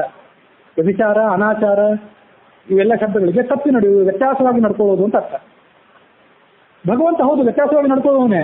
ಇವೆಲ್ಲ ನಿಯಮಗಳೇನಿದೆ, ಬೆಳಿಗ್ಗೆ ಬ್ರಾಹ್ಮಿ ಮುಹೂರ್ತದಲ್ಲಿ ಹೇಳಬೇಕು, ಸಂಧ್ಯಾವಂದನೆ ಮಾಡಬೇಕು, ದೇವ ಪೂಜೆ ಮಾಡಬೇಕು, ಅಂಥದನ್ನು ತಿನ್ನಬಾರ್ದು, ಇಂಥದನ್ನು ತಿನ್ನಬಾರ್ದು, ಇದನ್ನೇ ತಿನ್ನಬೇಕು, ಹೀಗೆ ನಡ್ಕೊಳ್ಬೇಕು. ಇವೆಲ್ಲ ನಿಯಮಗಳು ಯಾರಿಗೆ? ಇವೆಲ್ಲ ಆಚಾರಗಳು ಯಾರಿಗೆ? ನಮಗೆ. ಈ ಆಚಾರಗಳನ್ನು ಅವನು ಮೀರಿಯೇ ನಿಂತವನು. ನಮ್ಮ ದೃಷ್ಟಿಯಲ್ಲಿ ವಿರುದ್ಧವಾಗುವುದೆಲ್ಲವೂ ಅವನಿಗೆ ನಮ್ಮ ದೃಷ್ಟಿಯಲ್ಲಿ ಅಕ್ರಮವಾಗುವುದೆಲ್ಲವೂ ಅವನಿಗೆ ಸಕ್ರಮವೇ. ಹಾಗಿರುವಾಗ ಅವನು ವ್ಯಭಿಚಾರಿ ಅಂತ ಅನ್ನೋದು ಹೇಗೆ? ಅವನ ವ್ಯಭಿಚಾರವೇ ಆಚಾರ ಅವನಿಗೆ. ಹಾಗಿರುವಾಗ ಅವನು ವಿಚಾರಿ ಅನ್ನೋದಕ್ಕೆ ಅರ್ಥವೇ ಇಲ್ಲ. ಆ ಎಲ್ಲ ನಿಯಮಗಳು ನಮಗೆ, ಅವನಿಗಿಲ್ಲ. ಹಾಗಾಗಿ ಅವನು ವಿಚಾರಿಯೂ ಅಲ್ಲ, ಚಾರನೂ ಅಲ್ಲ, ಜೋರನೂ ಅಲ್ಲ. ಹಾಗಾಗಿ ಅವನನ್ನ ಗೋಪಿ ಕೇಳು, ನಿನ್ನ ಮಗ ಚೋರ, ಇವ ಜಾರ, ಇನ್ನು ಸುಕುಮಾರ ಅಂತ ವರ್ಣನೆ ಮಾಡಿದ್ರು. ಅವರು ಬರೇ ದೂರ ಕೊಡೋದಾಗಿರೋ ಸುಕುಮಾರ ಅಂತ ಅಂತಿರ್ಲಿಲ್ಲ. ಹೀಗೆ ಅವ್ರು ಕೊಡ್ಲಿಕ್ಕೆ ಬಂದದ್ದು ಅದು ದೂರ ಅಲ್ಲ, ಅದು ಗುಣದ ವರ್ಣನೆ ಅಷ್ಟೇ. ಯಾಕೆ ನಾವು ಇದನ್ನೆಲ್ಲ ಅರ್ಥ ಮಾಡ್ಕೋಬೇಕಂದ್ರೆ, ಈಗೇನೋ ದಾಸರು, ವಿಜಯದಾಸರು, ಪುರಂದರದಾಸರು ಇಂಥವರೆಲ್ಲ ಈ ದಾಸರ ಪದಗಳನ್ನು ಬರೆದು ಕೃಷ್ಣನ ಲೀಲೆಗಳನ್ನು ವರ್ಣನೆ ಮಾಡಿದ್ರು. ಅಂತ ಕೆಲವು ಲೀಲೆಗಳು ಮುಕ್ತವಾದಂಥ ಲೀಲೆಗಳು, ಅದನ್ನ ಪೂರ್ತಿ ಹೇಳಿ ಸಂಕೋಚ ಆಗ್ಬೋದು ನಮಗೆ. ಅಷ್ಟು ಮುಕ್ತವಾಗಿ ಭಗವಂತ ಲೀಲೆಯನ್ನು ವರ್ಣನೆ ಮಾಡಿದ್ದಾರೆ. ಅವು ಭಾಗವತದಲ್ಲೂ ಇಲ್ಲ, ಹರಿವಂಶದಲ್ಲೂ ಇಲ್ಲ. ಯಾಕಿಲ್ಲ? ಅಲ್ಲಿಲ್ಲ. ಅಥವಾ ಎಲ್ಲವನ್ನೂ ಅಲ್ಲಿ ಹೇಳಿದ ಗ್ರಂಥ ದೊಡ್ಡದಾಗ್ತದೆ ಅಂತ ಅವ್ರು ಹೇಳಲಿಲ್ಲ. ಆದ್ರೆ ಅದೇ ಕಾಲದಲ್ಲಿ ಇದೇ ನಾರದರು ಇದ್ರಲ್ಲ, ಇವರೇ ಬೇರೆ ಬೇರೆ ಅಕ್ಷರಸ್ಥೀಯ ರೂಪದಿಂದ ಇದ್ರು, ಋಷಿಮುನಿಗಳ ರೂಪದಿಂದ ಇದ್ರು. ಅವರೇ ಮತ್ತೊಮ್ಮೆ ಹುಟ್ಟಿ ಬಂದ್ರಷ್ಟೇ. ಅವರೆಲ್ಲವನ್ನು ನೋಡಿದ್ರಲ್ಲ, ಈ ನಾರದ ಎಲ್ಲ ನೋಡಿದ್ರಲ್ಲ. ಅವರ ಭಗವಂತ ಹುಟ್ಟೋದಕ್ಕಿಂತ ಮುಂಚೆ ಹುಟ್ಟಬಾರೋ ಅಂತ ಕರೆದು ಅಲ್ಲಿ ಹೋಗಿ ಕರೆದು ಬಂದಿದ್ರು ವೈಕುಂಠಕ್ಕೆ ಹೋಗಿ. ಹುಟ್ಟಿದ ಮೇಲೆ ಅವನನ್ನು ನೋಡ್ಲಿಕ್ಕೆ ಬಂದಿದ್ರು, ಕಂಸನಿಗೆ ಎಚ್ಚರಿಕೆ ಕೊಟ್ಟಿದ್ರು. ಭಗವಂತ 16,108 ಜನರನ್ನು ಮದುವೆಯಾಗಿ ತನ್ನ ವೈಭವದ ದಾಂಪತ್ಯವನ್ನು ನಡೆಸಿದ್ನಲ್ಲ, ಹೇಗೆ ವೈಭವದ ದಾಂಪತ್ಯ ಭಗವಂತಂದು ನಡೆದಿದೆ ಅಂತ ನೋಡ್ಲಿಕ್ಕೆ ಬಂದಿದ್ರು. ಅವರು ನೋಡಿ ದಿಗ್ಮೂಢರಾದ್ರು. ಅವರು ಪಂಚಪಾಂಡವರ್ತು ಹೋದ್ರು, ನೀವು ದಾಂಪತ್ಯದ ಕ್ರಮವನ್ನು ಅನುಸರಿಸಿ ಅಂತ ಅವ್ರಿಗೆ ಉಪದೇಶ ಕೊಟ್ಟರು. ಹೀಗೆ ಭಗವಂತನ ಲೀಲೆಗಳಿಗೆಲ್ಲದಕ್ಕೂ ಅವ್ರು ಸಾಕ್ಷಿಗಳಾಗಿದ್ರು ಅವರು. ಹಾಗಾಗಿ ಭಾಗವತದಲ್ಲಿ ಬರದೇ ಇದ್ದದನ್ನ, ಹರಿವಂಶದಲ್ಲಿ ಬರದೇ ಇದ್ದದನ್ನ ಆ ದಾಸರಿಗೆ ಹೇಳಿಕ್ಕೆ ಸಾಧ್ಯ ಆಯ್ತು. ಸಂಸ್ಕೃತದ ಗ್ರಂಥಗಳಲ್ಲಿಲ್ಲ, ಆದರೆ ಕನ್ನಡದ ಗ್ರಂಥಗಳಲ್ಲಿ ಅನೇಕ ಲೀಲೆಗಳಿವೆ. ಹೀಗೆ ಅಲ್ಲಿ ಬಂದಿರತಕ್ಕಂಥ ಅನೇಕ ಲೀಲೆಗಳನ್ನ, ಕೃಷ್ಣನ ಲೀಲೆಗಳನ್ನ ನಾವು ವರ್ಣನೆ ರುಕ್ಮಿಣೀಶಿ ವಿಜಯದ ಆಧಾರದ ಮೇಲೆ ಕೂಡ ಗಮನಿಸಿದ್ದೇವೆ. ಮುಂದಿನ 4ನೇ ಸರ್ಗದಲ್ಲೂ ಕೂಡ ವಾದಿರಾಜರ ರುಕ್ಮಿಣೀಶಿ ವಿಜಯದ 4ನೇ ಸರ್ಗದಲ್ಲೂ ಕೂಡ ಕೆಲವು ಲೀಲೆಗಳನ್ನು ನಾವು ನೋಡೋದಿದೆ. ಅದನ್ನ ನಾಳೆಯ ದಿವಸ ನೋಡೋಣ. ಹುಸಿಯ ನಾಡಿ ಹೊಟ್ಟೆ ಹೊರೆವ ವಿಷಯದಲ್ಲಿ ರಸಿಕನೆಂದು ಹುಸಿಗೆ ಹಾಕದಿರುವುದನ್ನ ಹೃಷಿಕೇಶನೆ, ಈಶನಿನ್ನ ಚರಣ ಭಜನೆ ಆಶೆಯಿಂದ ಮಾಡುವೆ, ದೋಷ ರಾಶಿ ನಾಶ ಮಾಡು ಶ್ರೀಶಕೇಶವ. ಶ್ರೀಕೃಷ್ಣಾರ್ಪಣ.